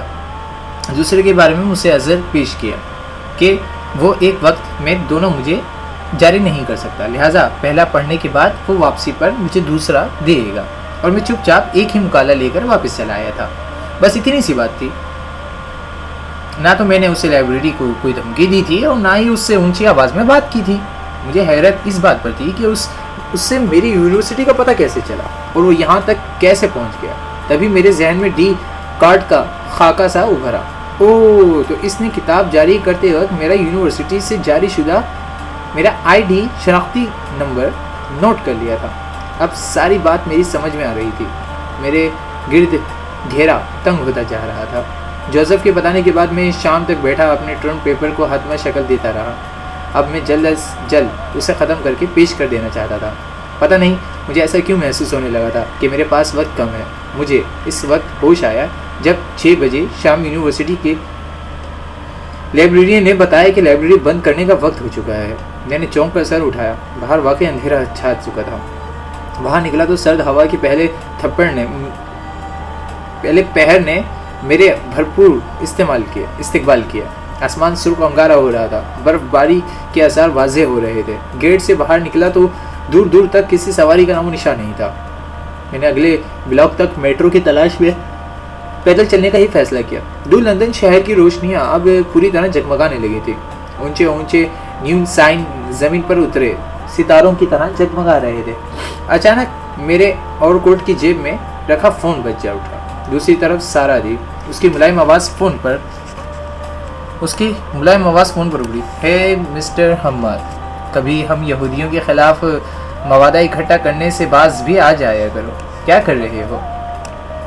میرے ہونٹوں پر مسکراہٹ پھیل گئی. پیدل چلنے کی پریکٹس کر رہا ہوں. موسم قاتلانہ ہے، دل جوان ہے اور راستہ طویل ہے، سو چلا جا رہا ہوں. اپنی دھن میں پکڑ. سارا بھی میری بات سن کر ہنس دی. میرے پاس البرٹ ہال میں ہونے والے اسٹیج تھیٹر کے 2 ٹکٹ ہیں. مما کی طبیعت ٹھیک نہیں ہے اور پاپا کو تو نے ہزاروں غموں میں مبتلا کر رکھا ہے. چلو گے میرے ساتھ تھیٹر دیکھنے کے لیے. ایک خوبصورت لڑکی جب کسی نوجوان کو اپنے ساتھ کہیں باہر لے جانا چاہتی ہو تو اس کے عقل مند ماں باپ کو اسی طرح کے بہانے کر لینے چاہیے. سارا کی ہنسی فون پر ابھری. کہاں ہوں اس وقت؟ میں نے اسے سڑک کا پتہ بتایا جس پر میں اس وقت گشت کر رہا تھا، پیدل گشت کر رہا تھا. چند ہی منٹوں میں سارا کی سفید میٹل نمودار ہو گئی. اس نے میرون کلر کی اونچے گلے والی سویٹر بلیک اسکرٹ کے ساتھ ہی پہنی ہوئی تھی اور بال کھلے چھوڑ رکھے تھے. آج میں نے پہلی مرتبہ اسے پوری طرح سجے سنورتے ہوئے دیکھا تھا، ورنہ عام طور پر وہ میک اپ وغیرہ سے بے نیاز سادہ سی رہتی تھی. اس نے گاڑی میرے قریب لا کر روکی. یوں سرد شاموں میں ایک جوان پردیسی لڑکے کا لندن کے سڑکوں پر تنہا گھومنا کچھ ٹھیک نہیں. جلدی سے میری گاڑی میں بیٹھ جاؤ، میں تمہیں تمہاری منزل پر پہنچا دوں گی. میں مسکراتا ہوا اس کی گاڑی میں بیٹھ گیا. سارا نے گاڑی آگے بڑھا دی. کچھ ہی دیر میں ہم نفادات سے گزرتے ہوئے جاگتے ہوئے چگمگاتے تو لندن پہنچ گئے. چمکتی ہوئی شیشے جیسی دکانیں دونوں اطراف کھلی ہر گزرتے راہی کی توجہ کھینچ رہی تھی. سینٹرل لندن کے بڑے بڑے جوئے خانے شام ہوتے ہی کھل گئے تھے اور باہر کھڑی نیم آرائیاں لڑکیاں لوگوں کو اندر آنے کی دعوت دے رہی تھیں. یہ سب کئی منزلہ کے سوئیں تھے، یعنی جوئے خانے تھے جن کے اندر جانے کے لیے بڑے بڑے ڈرائیو دے بنے ہوئے تھے. آپ اپنی گاڑی سمیت اندر جا سکتے تھے. نئی لگنے والی فلموں کے بڑے بڑے بورڈ جل بجھ رہے تھے. ان میں سب سے بڑا بورڈ نئی فلم کنگ کانگ کا تھا. اصل میں بورڈ کیا تھا، کئی منزلہ بہت بڑا کنگ کانگ ہی تھا جو بجلی کی روشنیوں سے بن رہا تھا اور بجھ رہا تھا. مجھے کنگ کانگ کا بورڈ دیکھ کر زنی یاد آ گیا. اسے یہ فلم بے حد پسند تھی، لیکن وہاں کے سینماؤں میں ابھی کنگ کانگ کا نہیں لگی تھی. اب ہم بڑے پل کے اوپر سے گزر رہے تھے. پل کے گرد بڑی بڑی جہاز سائز کی پیلی روشنیوں نے اس کا سما باندھ رکھا تھا. سگنل بند تھا، شاید کوئی اسٹیمز نیچے سے گزر رہا تھا. خود کار پل درمیان میں سے علیحدہ ہو کر اوپر اٹھ چکا تھا. بحری جہاز بھونپوں بجاتا ہوا پل کے درمیان سے گزر گیا. جہاز کے عرصے پر کھڑے لوگوں نے اپنے شہر کے باسیوں کو دیکھ کر خوشی سے نعرے لگائے، ہاتھ ہلا کر وعدہ کیا کہ الوداع اے شہروں کے شہر لندن. ہم چند دن کے لیے تم سے جدا ہو جاتے ہیں، لیکن یہ وعدہ رہا کہ ہم پھر ملیں گے اور بہت جلد ملیں گے. تب تک اپنی اس رنگین اور چگمگاہٹوں میں کمی نہ آنے دینا. سچ ہے، دنیا کے ہر خطے کے باسیوں کو اپنا شہر ہی دنیا کا سب سے خوبصورت شہر لگتا ہے. مجھے اپنا کوئٹہ بھی اس طرح اور اتنا ہی پیارا تھا. اس شہر کی فضا میں میری ایمان کی مہک بسی ہوئی تھی. اس کے دسمبر کی شاموں میں ابھی تک کچے کوئلے کے جلنے کی میری پسندیدہ خوشبو موجود تھی جو بچپن سے ہی میرے روح کو کھینچ لیتی ہے. یہ شہر بھی ہمیں کس طرح خود باندھ لیتے ہیں، جیسے کوئی رشتہ خون کا ہو ان سے. سارا گاڑی بے حد تیز چلا رہی تھی. پل جڑتے ہی تھوڑی دیر میں ہم البرٹ ہال کی پارکنگ میں موجود تھے. ہال میں بہت بھیڑ تھی، ضرور کوئی خاص تھیٹر تھا. ہماری نشستیں دوسری رو میں ہی تھیں. ہمارے بیٹھنے کے کچھ دیر بعد ہی ہال کی روشنیاں بجھا دی گئی. سامنے اسٹیج کا پردہ اٹھا دیا گیا. محبت کی کوئی کہانی تھی. کہانی محبت کی ہی ہو سکتی ہے.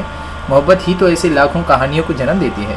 اسٹیج پر ہیرو ہیروئن سے ودا لے کر رخصت ہو رہے تھے، کیونکہ اسے اپنے قصبے سے کہیں دور ملازمت مل گئی تھی. لیکن ہیرو نہیں جانتا تھا کہ راستے میں جو گھنا جنگل پڑتا ہے وہاں چھپے لیٹرے اس کی زندگی کی طاق میں ہے. وہاں ہیروئن کی سوتیلی ماں اسے بحری جہاز کے ذریعے مزدوری کے لیے دور دراز کے شہر لندن بھیج رہی ہے.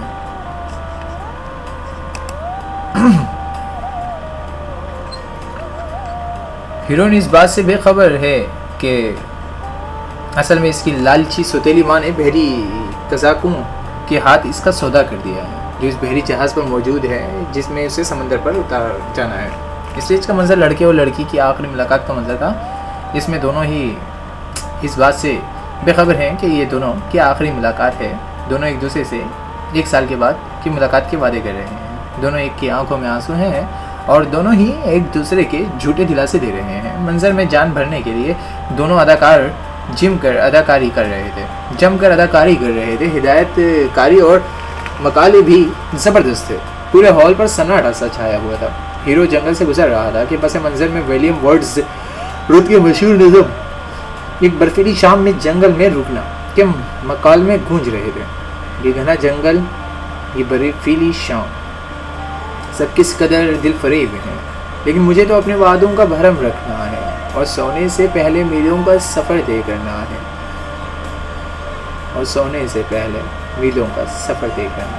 میں نے شاید 7ویں جماعت میں ولیم ورڈز رت کا آج پڑھی تھی یہ نظم۔ آج اپنی آنکھوں کے سامنے پھر سے اس منظر کو حقیقت بنتے دیکھ رہا تھا۔ یہاں لٹیرے ہیرو پر حملہ آور ہوتے ہیں، وہاں بحری قضائی لڑکی پر بحری سفر کے دوران جھپٹ پڑتے ہیں۔ یہاں ہیرو کی سینے میں خنجر گھونپ دیا جاتا ہے، وہاں لڑکی قزاقوں سے بچنے کے لیے سمندر میں کود جاتی ہے۔ یہاں ہیرو مرتے مرتے لٹوروں سے التجا کرتا ہے کہ اس کی موت کے بارے میں لڑکی کو نہ بتانا جائے، ورنہ وہ مر جائے گی۔ وہاں لڑکی سمندر میں ڈوبنے سے پہلے قزاقوں سے چلا کر زاری کرتی ہے کہ لڑکے کو اس کی موت کا اطلاع نہ دی جائے، ورنہ وہ بھی خودکشی کر لے گا۔ محبت کرنے والے ایک بار پھر فنا ہو جاتے ہیں۔ حال میں بیٹھے تقریباً سبھی لوگوں کی آنکھوں میں آنسو ہیں اور عورتوں کی تو باقاعدہ سسکیاں سناٹے میں سنائی دے رہی تھی۔ پردہ گرنے کے بعد بہت دیر تک سب لوگ مبہوت سے بیٹھے رہے اور پھر اچانک ہی ہال تالیوں کی بے پناہ گونج سے دہل سجا تھا۔ میں نے سارے کی طرف دیکھا، اس کی آنکھوں کے گوشے بھی بھیگ ہوئے تھے۔ میں اور سارا جب ہال سے باہر نکلے تو لندن برف کی سفید مخملی چادر ڈھک چکا تھا۔ پارکنگ میں گاڑی سارا کی سفید فوکس زمین پر پڑی برف کا ایک حصہ لگ رہی تھی، جیسے شریر بچوں نے اسنو مین کی جگہ برف کی گاڑی بنا ڈالی ہو۔ جب تک ہم البرٹ ہال کے قریب گلیوں سے نکل کر بڑی شاہراہ پر آئے، جب تک لندن کی راتیں سو چکی تھی، سارے شہر پر جیسے کسی نے سفید برادہ چھڑک کر اس پر جادو کر ڈالا ہو۔ دور کہیں ٹرفالگر اسکوائر کے گھنٹہ گھر نے رات کے 12 بجنے کی نوید سنائی۔ ہماری گاڑی برف سے بھری سڑکوں پر پھیلتی جا رہی تھی۔ سارا ابھی تک تھیٹر کے اثر میں تھی، چپ چاپ گاڑی ڈرائیو کرتے ہوئے ونڈو اسکرین سے باہر دیکھ رہی تھی۔ میں خود ہی کھویا سا تھا۔ پھر سارا نے ہلکے سے کہا، مجھے ایسی محبت کا انجام ہمیشہ سے بہت اداس کر دیتا ہے۔ پھر میں گھنٹوں یوں ہی گمسم سی رہتی ہوں۔ محبت کا انجام ایسا ہی ہوتا ہے۔ میرا جواب سن کر اس نے چونک کر میری طرف دیکھا۔ تم محبت کے بارے میں اتنی گہرائی سے کیسے جانتے ہو؟ اس دن تم نے محبت کے پہروں کے جب بیان کیا تھا تو میں بہت دن تک ماما سے تمہاری محبت کے بارے میں خیالات پر بات کرتی رہی۔ پھر اس دن تم نے ایک طرفہ محبت کی بات بھی کی اور اس کی محبت کی شام بنا لینے کا مشورہ بھی دیا۔ کوئی محبت کے بارے میں اتنی تفصیل سے کیسے جان سکتا ہے؟ اس کے لیے تو اسے 1000 محبتوں کے عذاب جھیلنا بھی کم پڑے ہوں گے۔ کبھی کبھی ایک محبت ہی ہزاروں محبت پر بھاری ہوتی ہے۔ ہزاروں محبتوں جیسا درد ہزاروں محبت جیسی خوشی اور تجربہ دی جاتی ہے۔ سارا نے غور سے میری طرف دیکھا، گویا تم نے بھی کسی سے محبت کی ہے۔ جانے کیوں کبھی کبھی یہ لفظ محبت مجھے بہت ناکافی معلوم ہوتا ہے۔ کبھی کبھی تمہیں ایسا نہیں لگتا کہ ہمارے لفظوں کی وسعت بہت محدود ہے؟ ہماری زبان، ہمارے لفظ اور ہماری لغت صرف ظاہری اور اوپری احساسات کو ہی بیان کر سکتے ہیں۔ بات صرف محبت اور عشق اور جنون پر ہی آ کر کیوں ختم ہو جاتی ہے؟ جو جذبہ جنون اور دیوانگی سے بھی بڑھ جائے، اس کے لیے کوئی دوسرا نام کیوں نہیں ہوتا ہمارے پاس؟ سارا غور سے میری بات سنتی رہی۔ اس کے چہرے پر عقیدت سی تھی، کچھ ضبط، جیسے اندر ہی اندر کچھ مارنے کی، کچھ دبانے کی کوشش کر رہی ہوں۔ کیا میں پوچھ سکتی ہوں کہ وہ خوش نصیب جس کے لیے تمہارے جذبات، تمہارے لفظ کم پڑ جاتے ہیں، اس وقت کہاں ہے؟ وہ بھی اس دنیا میں نہیں ہے۔ سارا کے ہاتھوں سے اسٹیئرنگ چھوٹتے چھوٹتے بچا۔ گاڑی برفیلی سڑک پر زور سے لہرائی سارا مزید بھوکلا گئی. میں نے سیٹ کے ساتھ لگی ہینڈ بریک کھینچ لی. گاڑی اپنے ہی زور پر گھومی اور کچھ دیر گھسیٹتی ہوئی دور فٹ پاتھ کے ساتھ لگ کر رک گئی. سارا نے اپنا سر اسٹیئرنگ پر رکھ دیا. میں نے جلدی سے اسے ہلایا. تم ٹھیک؟ معذرت چاہتا ہوں, مجھے تمہیں اس طرح سے نہیں بتانا چاہیے تھا. یہ سب کچھ غلطی میری ہی ہے. سارا نے اپنے حواس پر قابو پانے کی کوشش کی. نہیں, تمہاری کوئی غلطی نہیں ہے. میں ہی تمہاری باتوں میں اس قدر کھوئی ہوئی تھی کہ اپنا اختیار کھو بیٹھی. تم کہو تو باقی راستہ میں گاڑی چلا سکتا ہوں. سارا نے کچھ نہیں کہا اور چپ چاپ اسٹیئرنگ سائڈ سے اتر کر میری طرف آ گئی. میں بھی دروازہ کھل کر اس کی سیٹ کی طرف بڑھ گیا. میں نے گاڑی آگے بڑھا دی. سارا ابھی تک گم سم سی بیٹھی ہوئی تھی. پھر وہ سامنے ونڈو اسکرین میں سے باہر دیکھتے ہوئے کھوئے کھوئے سے لہجے میں بولی, اتنا بڑا درد دل میں رکھ کر تم کیسے مسکرا لیتے ہو؟ کبھی کسی کو اپنے اندر کے زخم جھانک کر دیکھنے کا بھی موقع نہیں دیا. واقعی تم سب سے الگ ہو, سب سے جدا ہو, اس دنیا کے نہیں ہو. میں چپ چاپ گاڑی چلاتا رہا. ویسٹ مسٹر برچ سے کچھ پہلے پکاڈلی سے تیسری سڑک کے قریب سارا نے مجھے گاڑی ایک بہت ہی کشادہ لیکن انجانی سی سڑک پر موڑنے کے کہا. میں نے بنا کچھ پوچھے گاڑی اس لمبی چوڑی سنسان ہی سڑک پر موڑ دی. کچھ دور چل کر سڑک کے بیچوں بیچ ایک بہت بڑا سا چوراہا تھا.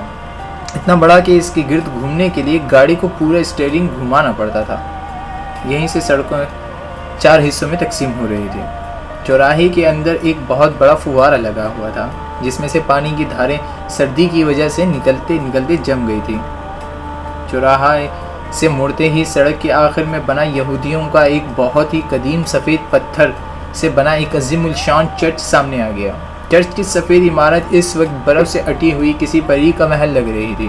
میں نے گاڑی چرچ کے سامنے لے جا کر روک دی. چرچ کے دیو ہیکل چوبی دروازے پر حضرت موسیٰ کی ایک شبیہ بنی ہوئی تھی اور دروازے کے دونوں اطراف بڑی بڑی سی مشلیں جل رہی تھیں. سارا گاڑی سے اتر گئی. میں نے بھی نیچے اتر آیا. سارا نے میری جانب دیکھا. یہ میری پسندیدہ عبادت گاہ ہے. میں صرف خاص موقعوں پر یہاں آتی ہوں. آج یوں آدھی رات کو یہاں آنے کا مقصد بہت خاص ہے. میں تمہاری محبت کے لیے دعا کرنے آئی ہوں. وہ ہستی جو آج تمہارے لفظوں میں, تمہاری یادوں میں اور تمہارے احساس میں زندہ ہے, میں اس کے لیے یہاں دعا کرنے آئی ہوں. لیکن 100 میں کھڑا رہ گیا. سارا نے قدم بڑھائے اور پھر وہ پلٹ کر بولی, تم اگر چاہو تو یہیں کچھ دیر میرا انتظار کر سکتے ہو. میں جلدی آ جاؤں گی. سارا میرے رکے قدم دیکھ کر یہ سمجھی تھی کہ شاید میں یہودیوں کی چرچ کے اندر آنے سے ہچکچا رہا ہوں. سارا آگے بڑھ گئی. میں اس کے پیچھے برف پر بنے اس کے قدموں کے نشانات پر چلتا ہوا اس چرچ کے اندر داخل ہو گیا. چرچ کے اندر اونچی اونچی دیواروں کے نشانات پر اندر بنے ہوئے تھے. طاقتوں میں ہلکی سی روشنیاں جل رہی تھیں. تاکوں میں ہلکی ہلکی سی روشنیاں جل رہی تھیں. چرچ میں مدھم سی ایک خوشبو پھیلی ہوئی تھی. سامنے ڈائس پر جہاں پادری کھڑا ہوتا ہے وہاں لکڑی کی چوبارے پر بہت سی موم بتیاں رکھی جل رہی تھیں. سارا لکڑی کی چوبی فرش پر چلتی ہوئی ایک خاص جگہ پر آ کر رک گئی اور زیر لب توریت کی کچھ آیاتیں پڑھنے لگی. میں چپ چاپ دونوں اطراف پر لگی ہوئی لمبی لمبی بینچوں میں سے ایک پر کونے میں بیٹھ گیا. چرچ میں عجیب سا سکوت طاری تھا. اتنا خاموشی تھی کہ موم بتیاں کے جلنے سے پیدا ہونے والی آوازیں کی سرسراہٹ بھی گونج رہی تھی. سارا ایک جذبے کے عالم میں کھڑی اپنی دعائیں کلمات پڑھ رہی تھی.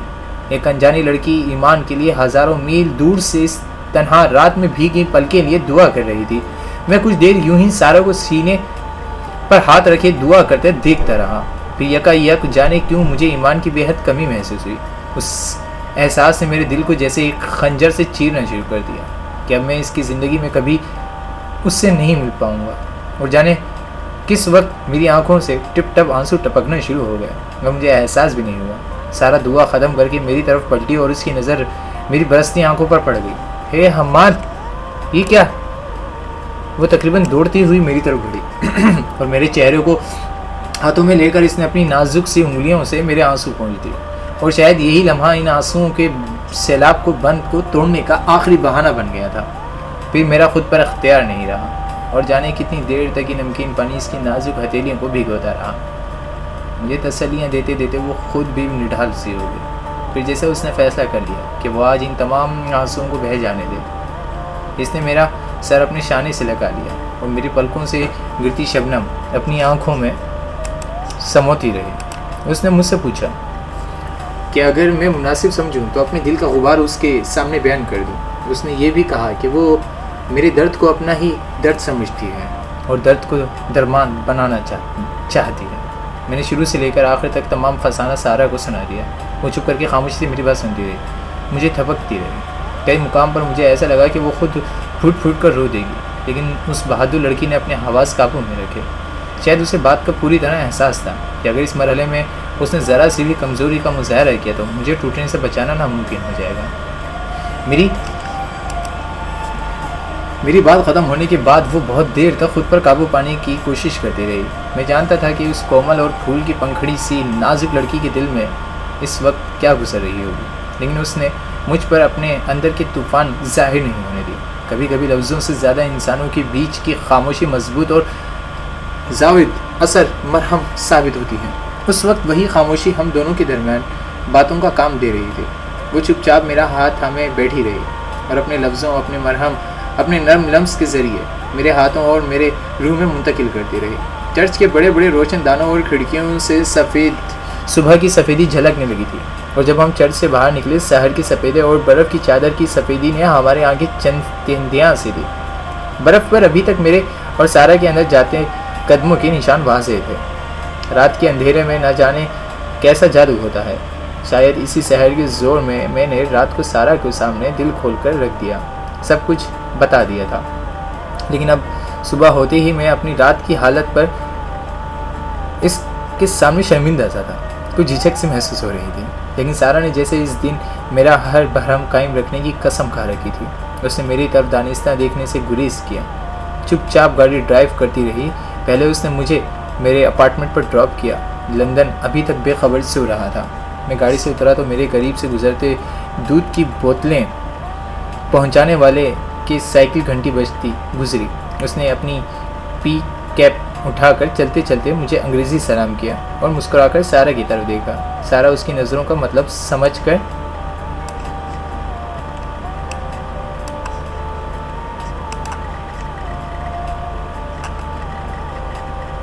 جھیپ سی گئی۔ میں نے سارا کی طرف دیکھا، وہ بھی تک اسٹیئرنگ سیٹ پر بیٹھی تھی۔ میں نے سائیڈ والی کھڑکی میں جھک کر اسے کہا، میں شکریہ جیسے چھوٹے لفظ ادا کر کے تمہارے انمول احساسات کو توہین نہیں کرنا چاہتا۔ میں اس رات کا ہمیشہ یاد رکھوں گا۔ سارا نے میری آنکھوں میں جھانکتے ہوئے کہا، شکریہ ادا کرنے کی کوئی بات بھی نہیں ہے۔ یقین جانو میں نے ہمیشہ ہی تمہیں دوسروں سے مختلف اور بہت مختلف سمجھا ہے، اور گزری ہوئی رات کے بعد تمہاری عزت میرے دل میں اپنی آخری حد تک بڑھ گئی ہے۔ یاد رکھو جب بھی تمہیں میری ضرورت ہوگی تم ہمیشہ آواز دینے سے پہلے مجھے اپنے سامنے پاؤ گے۔ میں جانتا ہوں ایسا ہی ہوگا، اور یہ احساس میرے لیے ہمیشہ بہت قیمتی رہے گا۔ مجھے سارا نے شام کو لائبریری سے واپسی آتے ہوئے تھیٹر کے لیے لیا تھا۔ میرا بیگ جس میں میرے نوٹس تھے اب بھی اس کی گاڑی کی پچھلی سیٹ پر پڑا ہوا تھا۔ میں نے کل شام ہی اپنا ٹرم پیپر مکمل کر لیا تھا۔ میں نے بیگ سے اپنے ٹرم پیپرز کی تمام نوٹس نکال لیے، جس پر میری 2 مہینے کی محنت میری تحقیق لفظوں کی صورت میں بکھری ہوئی تھی۔ میں نے ٹرم پیپر کی پوری فائل سارا کے حوالے کرتے ہوئے کہا، یہ میرا ٹرم پیپر ہے، اس میں میری تمام تحقیق موجود ہے۔ میں چاہتا ہوں کہ تم اسے اپنے پاس رکھو، اور اگر کسی بھی وجہ سے میں اس یونیورسٹی میں جمع نہ کروا سکوں تو میری جگہ تم اس لائبریری ریکارڈ کا حصہ بنوانے کے لیے جمع کروا دینا۔ سارا نے حیرت سے فائل کے صفحے پلٹے، تم ایسا کیوں کہہ رہے ہو؟ مجھے اسے اپنے پاس رکھنے میں کوئی ہچکچاہٹ نہیں ہے، لیکن مجھے یقین ہے کہ ہم دونوں اسے خود چل کر جمع کروائیں گے۔ بلکہ میں پاپا کو اس بات کے لیے بھی مجبور کروں گی کہ وہ تمہیں تمہارا ٹرم پیپر پوری یونیورسٹی کے سامنے فائنل تقریب میں خود پڑھنے دیں۔ تمہارا اپنا نظریہ یہ سب کے سامنے پیش کرنے کا پورا حق ہے۔ میں نے اس موقع پر اسے پیٹر والی بات بتا کر پریشان کرنا مناسب نہ سمجھا۔ میں نے ہاتھ بڑھا کر ہلکے سے اس کے ریشمی بال بکھیر دیے۔ وہ مسکرا دی۔ میں نے الوداعی انداز میں ہاتھ ہلایا اور سارا نے گاڑی آگے بڑھا دی۔ میں اپنی سنسان گلی کے آخر کونے تک اس کی گاڑی کو مڑتے ہوئے دیکھنے کے لیے کھڑا رہا۔ اوپر آیا تو کامران جاگ چکا تھا اور اپنے کاروبار پر جانے کی تیاری میں تھا۔ اس نے کافی موگ میرے ہاتھ میں پکڑایا اور آ گیا۔ میرا شہزادہ ساری رات آوارہ گردی کر کے بعد میں نے تمہیں منع بھی کیا تھا نا کہ اس یہودی حسینہ سے دور ہی رہنا، لیکن لگتا ہے میرے مشورے کا الٹا اثر ہو رہا ہے۔ پہلے تو صرف دن ہی اس کی زلفوں تلے بسر ہوتا تھا، اب راتیں بھی انہی کے ساتھ مسٹر گشت کرتے ہوئے گزرتی ہیں۔ یار حماد، تم سمجھتے کیوں نہیں؟ اس کا باپ بڑا کایا آدمی ہے، جانے اب تک تمہیں یونیورسٹی کی کس دل سے برداشت کر رہا ہے۔ شاید کامران نے کھڑکی سے مجھے سارا کے کار سے اترتے ہوئے دیکھ لیا تھا۔ میں نے اسے کل یونیورسٹی میں جوزف کی طرف سے دی ہوئی پیٹر والی شکایت کی خبر سنائی۔ کامران نے زیر لب ان یہودیوں کی شان میں کچھ کہا اور پھر مجھ پر بگڑتے ہوئے کہنے لگا، اس لیے میں نے کہا تھا کہ ان لوگوں سے پنگا نہ لینا، تمہیں یہاں کے قانون سے خود اچھی طرح واقف ہو۔ اس لائبریری پیٹر کی شکایت پر تمہیں انگلینڈ سے ڈی پورٹ بھی کیا جا سکتا ہے۔ یہاں کی ہر بڑی انڈسٹری میں انہی یہودیوں کا پیسہ لگا ہوا ہے، قانون بھی انہی کا ساتھ دے گا۔ اور پھر 9/11 کے بعد تم تو ہر مسلمان پہلے ہی ان کی نظر میں ہے، ایک دہشت گرد ہے۔ صرف کسی شکایت کی ضرورت ہے، انہیں لیبل چسپاں کرنے میں ذرا دیر نہیں لگتی۔ جانے کتنے لوگ تھے یہ صرف صحیح میں ہے ملک بدر کر چکے ہیں۔ مجھے سمجھ نہیں آتا اس ٹرم پیپر کے آخر ایسی کیا اہمیت ہے۔ یہودی کہتے ہیں کہ ہولوکاسٹ کا واقعہ ہوا تھا، تو کہنے دو، ہماری بلا سے تمہیں کون سا میڈل مل جائیں گے اس حقیقت سے انکار کرنے پر؟ اور پھر سننے والے تو خود دا ہیں جنہوں نے یہ مفروضہ گڑھا ہوا ہے۔ کون تمہارے ٹرم پیپر اور تمہاری تحقیق پر یقین کرے گا؟ میں نے کامران کی طرف دیکھا کہ کوئی یقین کرے نہ کرے، مجھے خود تو یقین ہے اپنی بات پر، اپنے سچ پر اور اپنے آپ، اور پھر وہ سب بھی جانتے ہیں کہ سچ کیا ہے۔ بس کسی نے ہمت نہیں کی آج تک ان کے سامنے سچ بولنے کی، لیکن میں یہ سچ ان کے سامنے لا کر رہوں گا۔ پوری یونیورسٹی میں اگر ایک بھی طالب علم نے میری بات کا یقین کر دیا تو میں سمجھوں گا کہ میرا مقصد پورا ہو گیا اور میری محنت رنگ لے آئی، چاہے اس کے بعد وہ لوگ میرا ٹرم پیپر جلا دیں اور مجھے اس ملک سے ہمیشہ کے لیے ملک بدر کر دیں۔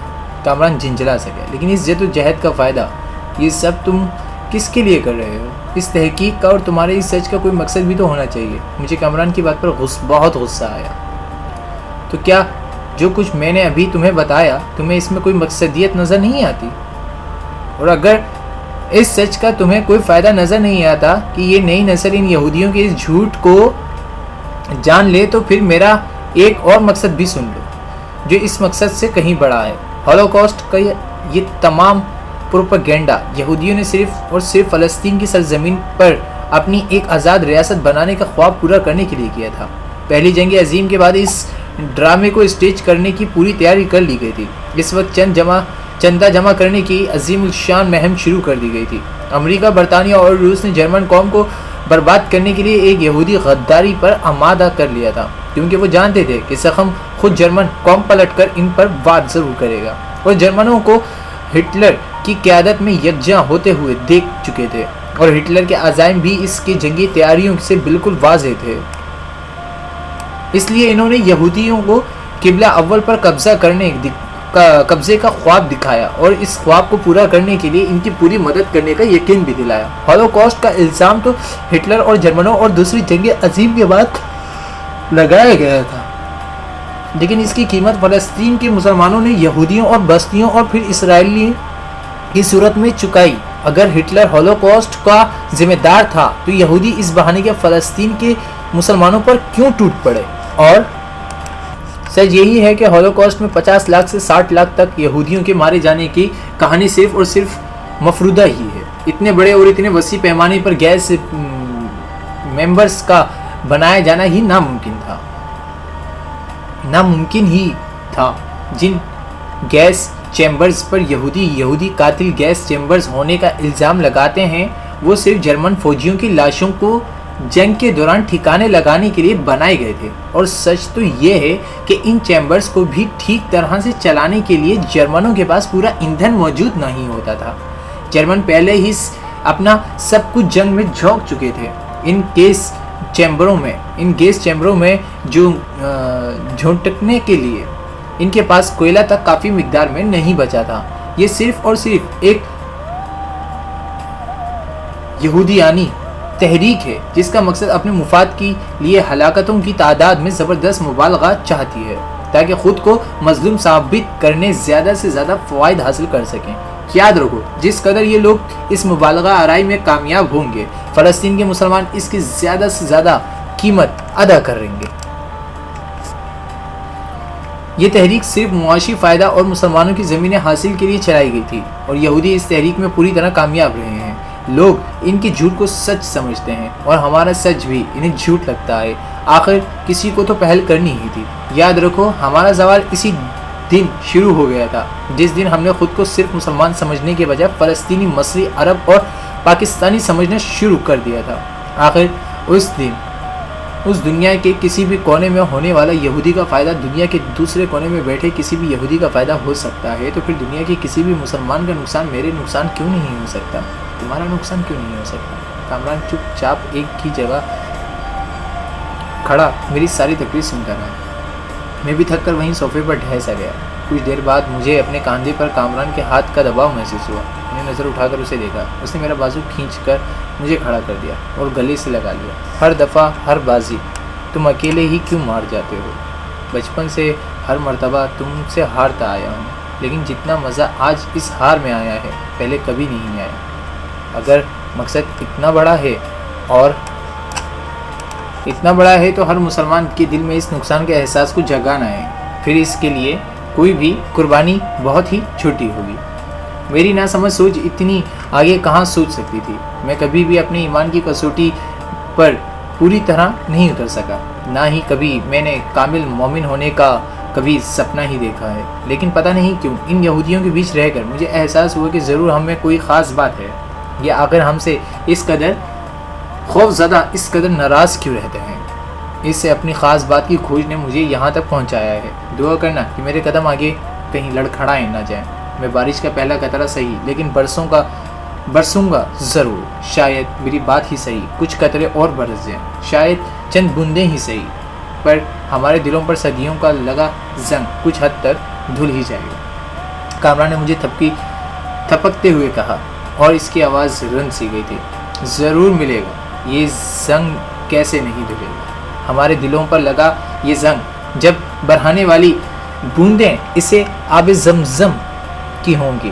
کون سا زنگ ہے جو اس آب حیات کے آگے ٹھہر سکے؟ کامران مجھے تھپکتا رہا۔ ہم دونوں نے ہمیشہ زندگی بہت لاوالی انداز میں گزاری تھی، لیکن ہم دونوں ہی جانتے تھے کہ کہیں نہ کہیں آج کوئی بات ہم دونوں میں ہی کے دلوں میں چھو گئی ہے۔ شاید زندگی ایسے ہی موڑ بدلتی ہے، شاید دلوں کے انقلاب اسی طرح رونما ہوتے ہیں، شاید ہم سبھی کے دلوں پر لگایا زنگ کسی آب زمزم کی تلاش میں جمع رہتا ہے۔ شاید ہم سب کے دل بھی بہت زمانے سے کلئی چکے چاہتے ہیں۔ یہی سب کچھ سوچتے سوچتے جانے کس وقت میری آنکھ لگ گئی۔ کبھی کبھی نیند بھی کتنی بڑی نعمت ہوتی ہے، دل کے ہر زنگ پر وقتی طور کے لیے پردہ ڈال دیتی ہے، انسان کو خود سے بھی نظر چرانے کا ایک موقع فراہم کر دیتی ہے۔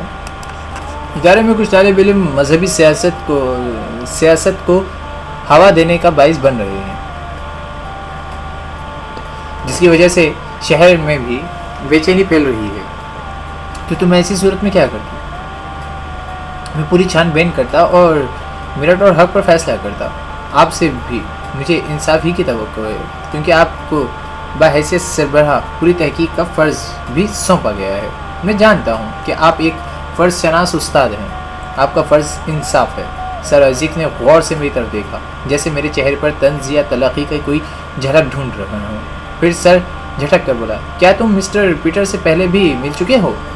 جی ہاں، اکثر سینٹرل اسکوائر کی لائبریری جاتا ہوں، وہاں ان سے کئی بار ملاقات ہوئی ہے۔ کیا تم 13 جنوری کی شام بھی سینٹرل اسکوائر لائبریری گئے تھے؟ جی ہاں، مجھے تو مقالے چاہیے تھے جن سے میرے ٹرم پیپر کی تکمیل ہو، مجھے کافی مدد مل سکتی تھی۔ میں وہی لینے گیا تھا۔ مسٹر پیٹر نے تمہارے خلاف تحریری شکایت جمع کروائی ہے کہ 13 جنوری کی شام تم نے انہیں کچھ خاص کتابیں جاری نہ کرنے پر مذہبی طور پر ہراساں کیا تھا اور انہیں نتیجتاً انہیں دھمکیاں بھی دی، اور جس کی وجہ سے یہ اپنی زندگی خطرے میں سمجھتے ہیں۔ انہوں نے ہزارہ کرم ابھی تک لندن پولیس اور انتظامیہ کو اس واقعے سے آگاہ نہیں کیا،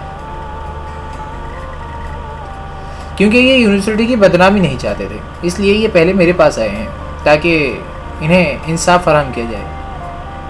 تمہارا اس بارے میں کیا کہنا ہے؟ یہ سب جھوٹ ہے۔ میں نے انہیں کبھی ہراساں نہیں کیا، نہ ہی کبھی دھمکانے کی کوشش کی۔ تمہارے پاس اپنی بے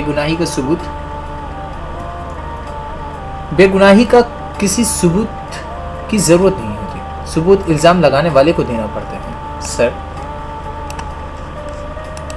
سر آئزیک نے میری بات سن کر اپنی آئینہ کے باریک شیشوں کے پیچھے سے مجھے غور سے جھانکا، جیسے وہ میرا اعتماد کا جائزہ لینا چاہتا ہو۔ ٹھیک ہے، تمہاری بات میں وزن ہے، لیکن آخر مسٹر پیٹر کی تم سے کوئی ذاتی دشمنی تو ہے نہیں۔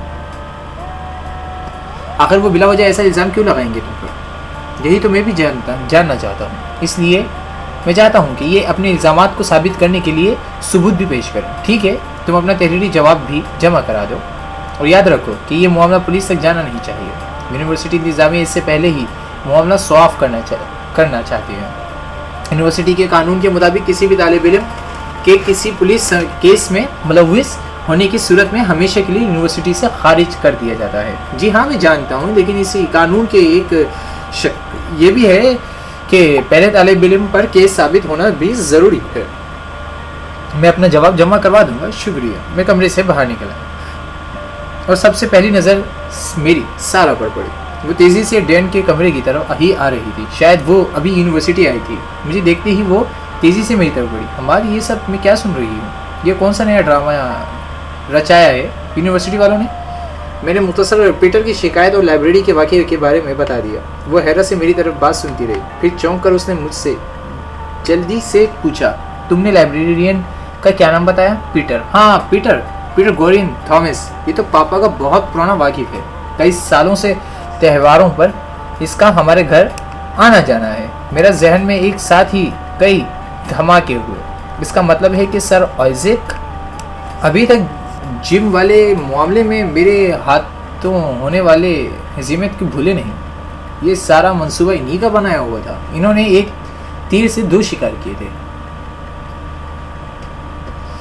میری شخصیت کو بھی انتظامیہ کے لیے متنازع بنا دیا، اور میری یونیورسٹی سے نکالے جانے کی صورت میں میرا ٹرم پیپر جو پہلے دن ان کے دل میں کھٹک رہا تھا، اس سے بھی ان کی جان ہمیشہ کے لیے چھوٹ جاتی۔ سارا بھی ساری صورتحال سمجھ چکی۔ وہ دانت پیستی ہوئی سر آئزیک کے کمرے کی طرف بڑھی، لیکن میں نے اس کا ہاتھ تھام لیا۔ نہیں، میں نہیں چاہتا کہ ایک بار پھر میری وجہ سے ایک بیٹی اور ایک باپ کے سامنے کھڑی ہو جائے۔ اس نے ان کی انا کو مزید چوٹ لگے گی۔ سارا نے حیرت اور غصے سے میری طرف دیکھا۔ تو تم اب بھی انہی کے انا اور انہی کے رشتوں کے بارے میں سوچ رہے ہو، یہ جانتے ہوئے بھی کہ وہ تمہیں یونیورسٹی سے شاید اس شہر سے بھی بدل کرنے کی طاق میں ہے؟ میں جانتا ہوں اس بار ان کا وار بڑا گھائل کر دینے والا ہے، لیکن میں شدید زخمی ہو کر بھی دشمن پر غلط وار کرنا پسند نہیں کرتا۔ وہ عقل اور تدبیر کی جنگ قانونی طریقے سے لڑ رہے ہیں، میں بھی ان سے انہی کے انداز میں لڑوں گا۔ سارا نے میرا ہاتھ مضبوطی سے تھام لیا۔ صرف تم نہیں، ہم دونوں مل کر یہ جنگ لڑیں گے۔ میں نے چونک کر اس کی طرف دیکھا۔ راستہ بہت طویل، گٹھن اور کانٹوں بھرا ہے۔ میں پاؤں کی چھالیں گننے سے نہیں ڈرتی، ویسے بھی تم نے خود ہی تو کہا تھا گنتی پر نظر رکھنے والے سوداگر ہوتے ہیں، اور میں نے سودا کرنا نہیں سیکھا۔ اس وقت اس کے لہجے اور آنکھوں میں ایک ایسا عزم تھا کہ جس کے آگے پہاڑ بھی بکھر کر ریزہ ریزہ ہو جاتا۔ میں نے ہاتھ بڑھا کر اس کے سلیقے سے سنوارے بال بکھیر دیے۔ وہ مسکرا دی۔ اس لمحے سر آئزیک پیٹر کو الوداع کہنے کے لیے دروازے پہ آئے، اور انہوں نے سارا کے بکھرے بال اور اس کے میری طرف دیکھ کر مسکرانا دیکھا۔ ایک لمحے کو ان کے چہرے پر یکایک رنگ آ کر گزر گیا، لیکن انہوں نے اپنے جذبات پر قابو پانا خوب سیکھ رکھا تھا۔ انہوں نے پیٹر کو الوداع کہا اور دروازہ بند کر دیا۔ پیٹر سارا سے نظر چراتا ہوا دوسری طرف جانب سے نکل گیا۔ اگر بابا کو پتہ چلتا کہ میرا ٹرم پیپر نے پورے لندن کی یہودیوں کو کس مشکل میں ڈال دیا ہے تو جانے وہ کیا سوچتے۔ ہمارے گھر میں مذہب کو کبھی اتنی اہمیت نہیں دی گئی تھی۔ ہمارے گھر میں 5 وقت کی نماز تو دور کی بات ہے، جمعہ اور عید پر بھی برائے نام اور دکھاوے کے لیے عیدگاہ جانے کا رواج تھا۔ قرآن کو ہمارے ہاں صرف اونچے طاق پر سجا کر رکھنے کی ایک کتاب سمجھا جاتا تھا۔ آخر مرتبہ شاید اسے میری بڑی بہن کی رخصتی کے وقت اس کے سر پر رکھنے کے لیے اس طاق سے اتارا گیا تھا۔ مجھے اپنے لڑکپن کی ایک بات ہمیشہ یاد رہے گی۔ جب میں 15-16 سال کا تھا، ٹھیک آج سے تقریباً 10 سال پہلے، تب میری کلاس کا ایک ہندو لڑکا کامنی اور پر میرا دل آ گیا تھا.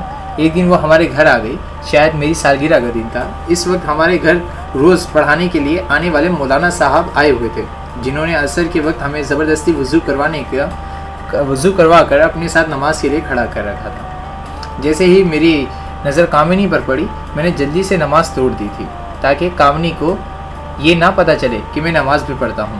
صرف کامنی پر ہی کیا منحصر تھا، میں اب تک بھی اپنی کسی لڑکی دوست کے سامنے نماز پڑھنے سے کتراتا تھا. پتہ نہیں میرے دل میں ایک عجیب سی جھجک تھی کہ مجھے اپنے گرل فرینڈس کے سامنے نماز نہیں پڑھنی چاہیے، اس سے میرا تاثران ان کی نظمیں خراب ہو جائے گا. اس دن جب میں نے بابا کو کامنی کے آنے میں اور اپنی نماز توڑ کر بھاگ کر بڑے کمرے میں چھپ جانے کا واقعہ سنایا تو وہ بہت دیر تک ہنستے رہے گئے. اس دن جب پیٹر یونیورسٹی آیا تھا، مجھے یہ احساس ہوا کہ طلبہ کی بہت بڑی تعداد اب خود میرے ٹرم پیپر سننا چاہتی تھی، پڑھنا چاہتی تھی، کیونکہ انتظامیہ کے پے در پہ اقدامات نے جو میرے خلاف کر رہی تھی، ان سب میں تجسس کی ایک لہر دوڑائی تھی. وہ بھی یہ سوچنے پر مجبور ہو گئے تھے کہ آخر ایک معمولی اور عام طور پر یونیورسٹی کی لائبریری کی طاقوں میں مٹی اور گرد کے نظر ہو جانے والے اس ٹرم پیپر میں آخر کیا بات لکھنا اور کہنا چاہتا تھا، جس کی وجہ سے آئے دن مجھے گھیرے کے لیے نئے انتظامات کیے جاتے تھے. اور یہی سر عوضی کی بنیادی غلطی تھی. انہوں نے طلبہ کے اس تجسس کو ہوا دے دی تھی. حالانکہ میرا خیال تھا کہ اگر مجھے روزمرہ کے معمول کی طرح خود اپنا ٹرم پیپر پڑھنے اور پیش کرنے کی اجازت دی جاتی تو شاید وہ متنازع تو ضرور ثابت ہوتا، لیکن اس کا وہ اثر نہ ہوتا جو اب بن پڑے اور پیش کیے ہی دھیرے دھیرے طلبہ کا ذہن پر ہو رہا تھا. اس شام جب میں نہر کے کنارے اپنے پسندیدہ بینچ پر بیٹھا سامنے نہر میں تیرتے پرندوں کو غور سے دیکھ رہا تھا، ربی کا شاید مجھے ڈھونڈتے ہوئے ہی وہاں آنے کے لیے. دور سے اس کی مجھ پر نظر پڑی تو وہ میری طرف چلی آئی. کالے اسکرٹ پر اس نے سفید پھولوں والی بہت خوبصورت سی شرٹ پہنی رکھی تھی، اور اس لباس میں وہ خود بھی کوئی پھول ہی لگ رہی تھی. اس کی آنکھیں سوجی سی تھی، جیسے بہت دیر تک روتی رہی ہو. بہت دیر تک ہم دونوں خاموش بیٹھے رہے. پھر وہ دھیرے سے بولی، کیا میں تم سے معافی مانگنے کا حق اب بھی رکھتی ہوں؟ میں نے چونک کر اس کی طرف دیکھا. دوست ہر حق رکھتے ہیں سوائے معافی مانگنے کے حق کے. یہ حق انہیں کبھی نہیں دیا جا سکتا، کیونکہ دوستی میں اس کی کبھی ضرورت ہی نہیں پڑتی. دوست کبھی غلط ہو ہی نہیں سکتا، تو پھر معافی کیسی؟ نہیں، غلطی تو میری بہت بڑی تھی، لیکن میں جانتی تھی کہ حماد کا ظرف کتنا بڑا ہے اور وہ آگے سے مجھے میری معذرت کا کیا جواب دے گا. جانے دو ان باتوں کو. اتنے دنوں کی بات کی ہے تو کچھ اور کہو. نہیں، مجھے کہہ لینے دو، ورنہ یہ کانٹا میری روح میں ہمیشہ چبھا ہی رہے گا.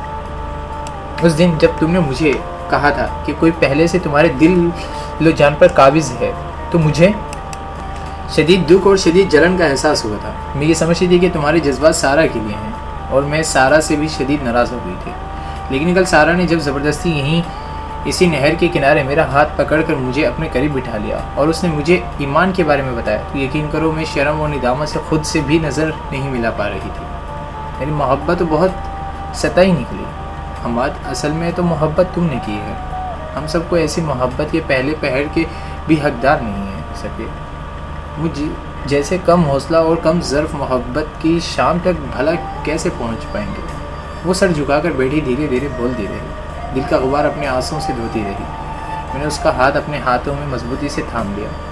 ایسا نہیں ہے ربیکا، تم تو ایک لمحے میں محبت کے تینوں پہر پھلانگ کر محبت کی شام میں پہنچ گئے ہو، ورنہ آج اس وقت یوں اس طرح میرے پاس بیٹھ کر یہ سارے اعتراف نہیں کر رہی ہوتی. اصل میں تم ہی محبت کی اس شام کی حقدار ہو، ٹھنڈی اور میٹھی محبت کی شام، اور اس وقت تمہارے آس پاس ہی کہیں منڈلا رہی ہے. ربیکا، نہیں حماد، ایسا نہیں ہے.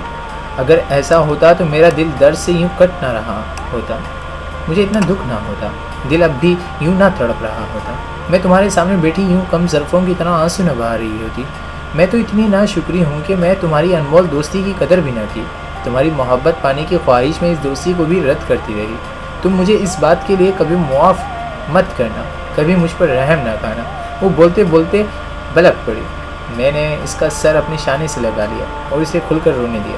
محبت کا کانٹا مجھے جب جسم میں چپ جائے تو اس کا زہر بدن سے صرف اور صرف آنسوؤں کی صورت ہی نکالا جا سکتا ہے. کبھی کبھی مجھے لگتا تھا کہ زہریلی محبت کا ذائقہ بھی نمکین ہوتا ہے. جا رہا ہے. دوسرے دن مجھے پتا چلا کہ پیٹر نے اپنے دعوے کا ثبوت کے طور پر لائبریری کے ہی 2 ہاتھوں کو بیان کے لیے یونیورسٹی انتظامیہ کے سامنے پیش کر دیا. ظاہر ہے کہ یہ بتانے کی ضرورت ہی نہیں ہے کہ وہ دونوں بھی یہودی تھے. یونیورسٹی نے عارضی طور پر مجھے کلاسیں لینے سے منع کر دیا تھا کیونکہ وہ انکوائری مکمل ہونے تک مزید کسی بڑے ہنگامے سے بچنا چاہتے تھے. یونیورسٹی میں جب یہ خبر پھیلی تو میری ساری کلاس باہر نکل آئی. طلباء نے میرے حق میں نعرے بازی شروع کر دی. انہوں نے ہاتھوں میں بڑے بڑے کارڈ اور بینرز اٹھا لیے جن پر انصاف انصاف اور انصاف لکھا ہوا تھا. طلباء کی قیادت ربیکا اور جم کر رہے تھے.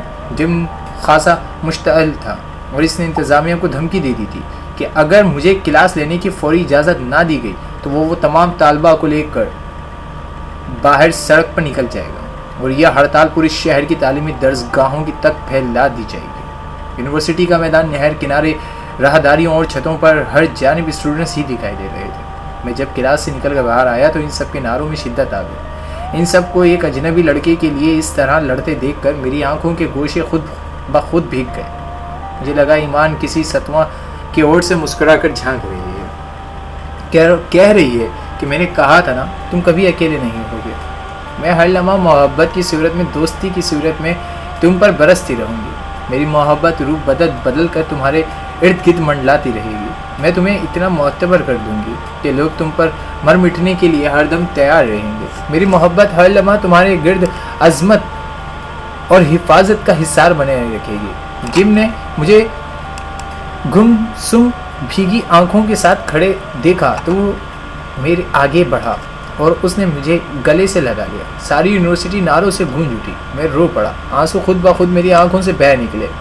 جم نے میرے وجود کو اور مضبوطی سے گلے لگا لیا. ربیکا نے آگے بڑھ کر میری آنکھوں سے آنسو صاف کر دیا اور دھیرے سے میرے کان میں بولی, فکر مت کرو باغی لڑکے, ہم سب تمہارے ساتھ ہیں. میں نے سارا کی تلاش میں ادھر ادھر نظریں دوڑائی لیکن وہ مجھے کہیں نظر نہیں آئی. اتنے میں ڈین آئزی کے کمرے سے اعلان ہونے لگا کہ میں جہاں کہاں ہوں فوراً ان کے کمرے میں پہنچوں. ایک بار پھر شور مچ گیا. سب میرے ساتھ ہی ڈین کے کمرے کی طرف بڑھ گئے. میرا ایک ہاتھ جم نے اور دوسرا ربیکا نے تھام رکھا تھا. ان سب کو کمرے کے باہر چھوڑ کر میں اندر داخل ہوا تو میری نظر سارا پر پڑی جو غصے میں سرخ چہرہ لیے ڈین کے کمرے سے نکل رہی تھی.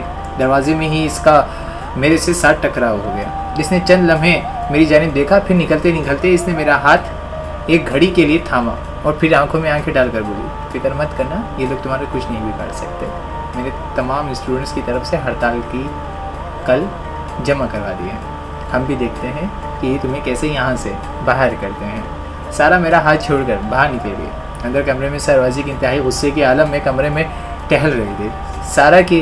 سارا کو مجھ سے بات کرتے دیکھا تو ان کا چہرہ بالکل ہی بگڑ گیا. سامنے میز پر پرلی جانب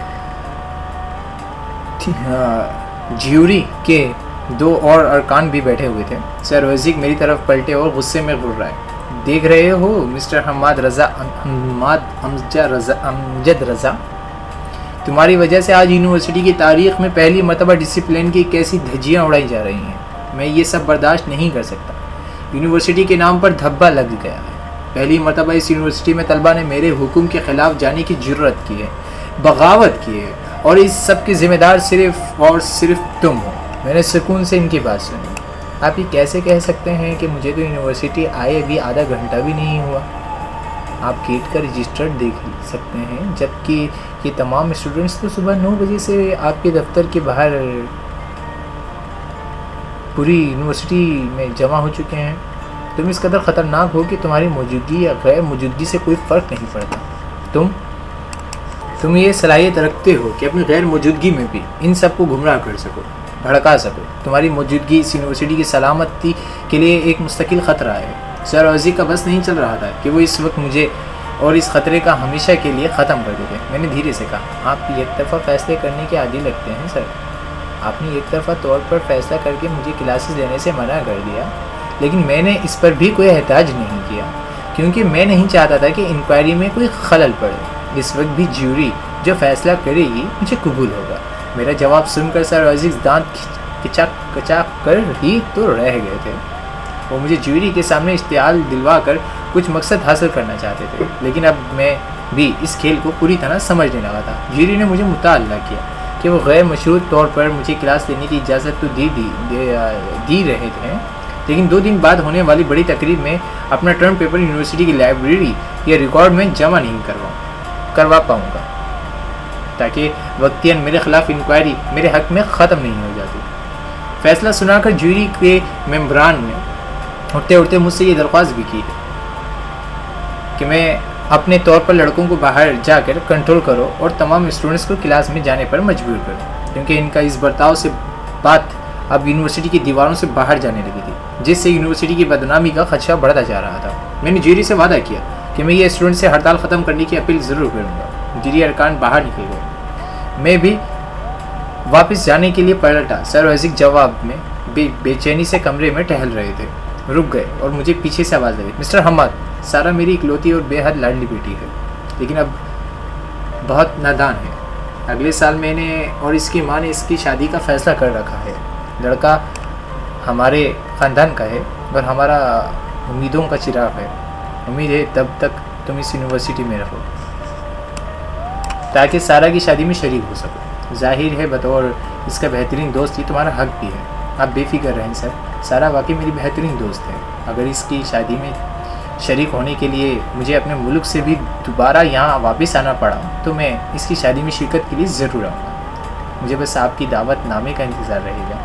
میں سر روزی کو خود کو گھورتا چھوڑ کر کمرے سے باہر نکلا تو گویا یہاں بھی مذہب کے ساتھ ساتھ ایک محبت کرنے والا باپ بھی میرے خلاف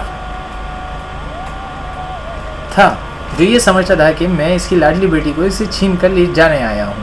کیا ساری دنیا کی بیٹیوں کے باپ ایک ہی سے سوچتے ہیں؟ وہاں مولوی علیم الدین اور یہاں سر اویسی۔ میں نے بڑی مشکل سے باہر جمع لڑکے اور لڑکیوں کو دوبارہ کلاس میں جانے پر آمادہ کیا، جن کو تو باقاعدہ ہاتھ پیر جوڑنے پڑے تب جا کر وہ کہیں مانا۔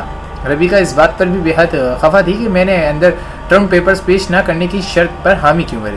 میں نے اسے سمجھانے کی کوشش کی کہ اصل میں سارا کھیل یہ مجھے اس پیپرز کو پیش نہ کرنے کی خاطر کھیلا گیا ہے، اور میں نہیں چاہتا کہ میری وجہ سے دوسری کسی طلبہ یا جم وغیرہ کو بھی عطاب کا نشانہ بنائے۔ مجھے انکوائری کے خاتمے تک انتظار کرنا تھا۔ سارا بھی وہیں کھڑی چپ چاپ ہماری بحث سنتی رہی۔ اس کے چہرے پر سوچ کی چھریاں پرچھائیاں پڑ گئی تھیں، جس کے اندر بہت سے سوال مچل رہے ہوں، لیکن وہ انہیں پوچھ نہیں سکتی ہوں، جیسے اس کے اندر ایک جنگ سی جاری ہو۔ میں نے سوالیہ نظروں سے اس کی طرف دیکھا اور اس کے آگے چٹکی بجائی اور چونک سی گئی۔ میں نے اسے چھیڑا، ہے مس آئزک، دیکھا لوگوں ہم سے کس قدر خوف زدہ ہیں۔ مسلمان نام اتنا خوفناک تو نہیں تھا۔ کبھی تمہارے پاپا نے تو ابھی سے مجھے تمہاری مستقبل کی شادی میں باراتی کی حیثیت سے دعوت نامہ بھی دے ڈالا۔ انہیں ڈر ہے کہ کہیں میں تمہیں بھگا کر نہ لے جاؤں۔ سارا اور ربیکا دونوں ہی ہنس پڑے۔ ربیکا نے ٹھنڈی آہ بھری، اب سر عزیز کو کون سمجھائے کہ تم کسی لڑکی کو نہیں بلکہ مجھ جیسی کئی لڑکیاں تمہیں اپنے ساتھ بھگا لے جانے کی طاق میں ہیں۔ ربیکا یوں ہی سب کے لبوں پر مسکراہٹیں بکھیرتی رہی، لیکن میں نے نوٹ کیا کہ سارا اس وقت ہمارے ساتھ ہوتے ہوئے بھی ہمارے ساتھ نہ تھی۔ جانے اس کے دھاگے کہاں الجھے۔ کہانی کا 15واں حصہ یہیں اسی اختتام پر چھوڑتے ہیں، اسی امید کے ساتھ کہ کہانی کا 16واں اور آخری حصہ بہت جلد جناب کی خدمت میں اور باقی آپ سب سننے والوں کی خدمت میں حاضر کروں گا۔ کہانی کا اختتام ایک چھوٹی سی نظم پر کرنا چاہوں گا، اسی امید کے ساتھ کہ آپ کو پسند ہے، کہ جب تیرا حکم ملا ترک محبت کر دی، جب تیرا حکم ملا ترک محبت کر دی، دل مگر اس پہ وہ دھڑکا قیامت کر دی، تجھ سے کس طرح میں اظہار محبت کرتا، لفظ سوجھا تو موفی نے بغاوت کر دی، میں تو سمجھا تھا کہ لوٹ آتے ہیں جانے والے، تو تو نے جا کر تو جدائی میری قسمت کر دی. مجھ کو دشمن کے ارادوں پہ بھی پیار آتا ہے. تیری الفت نے محبت ہی میری عادت کر دی. پوچھ بیٹھا ہوں تجھ سے تیرے کوچے کا پتہ. پوچھ بیٹھا ہوں تجھ سے تیرے کوچے کا پتہ. تیرے حالت نے کیسی تیری صورت کر دی. کیا تیرا جسم تیرے حسن کی حدت میں جلا. کیا تیرا جسم تیرے حسن کی حدت میں جلا. راہ کس نے تیری سونے کی سی رنگت کر دی. جب تیرا حکم ملا ترک محبت کر دی. دل مگر اس پہ وہ دھڑکا قیامت کر دی. میں تو سمجھا تھا کہ لوٹ آتے ہیں جانے والے. تمہیں جا کر تو جدائی میری قسمت کر دی. اپنا بہت سا خیال رکھیے گا. آج کہانی کا 16واں حصہ یہیں اختتام پذیر پر چھوڑتے ہیں انشاءاللہ، اسی امید کے ساتھ کہ بہت جلد کہانی کا 16واں اور آخری حصہ آپ کی نظر میں پیش کروں گا. شونا اور باقی سننے والے جو کبھی بھولے بھٹکے میری اس کہانی کو سن لیں تو اپنا بہت سا خیال رکھیے گا. اللہ حافظ. فی امان.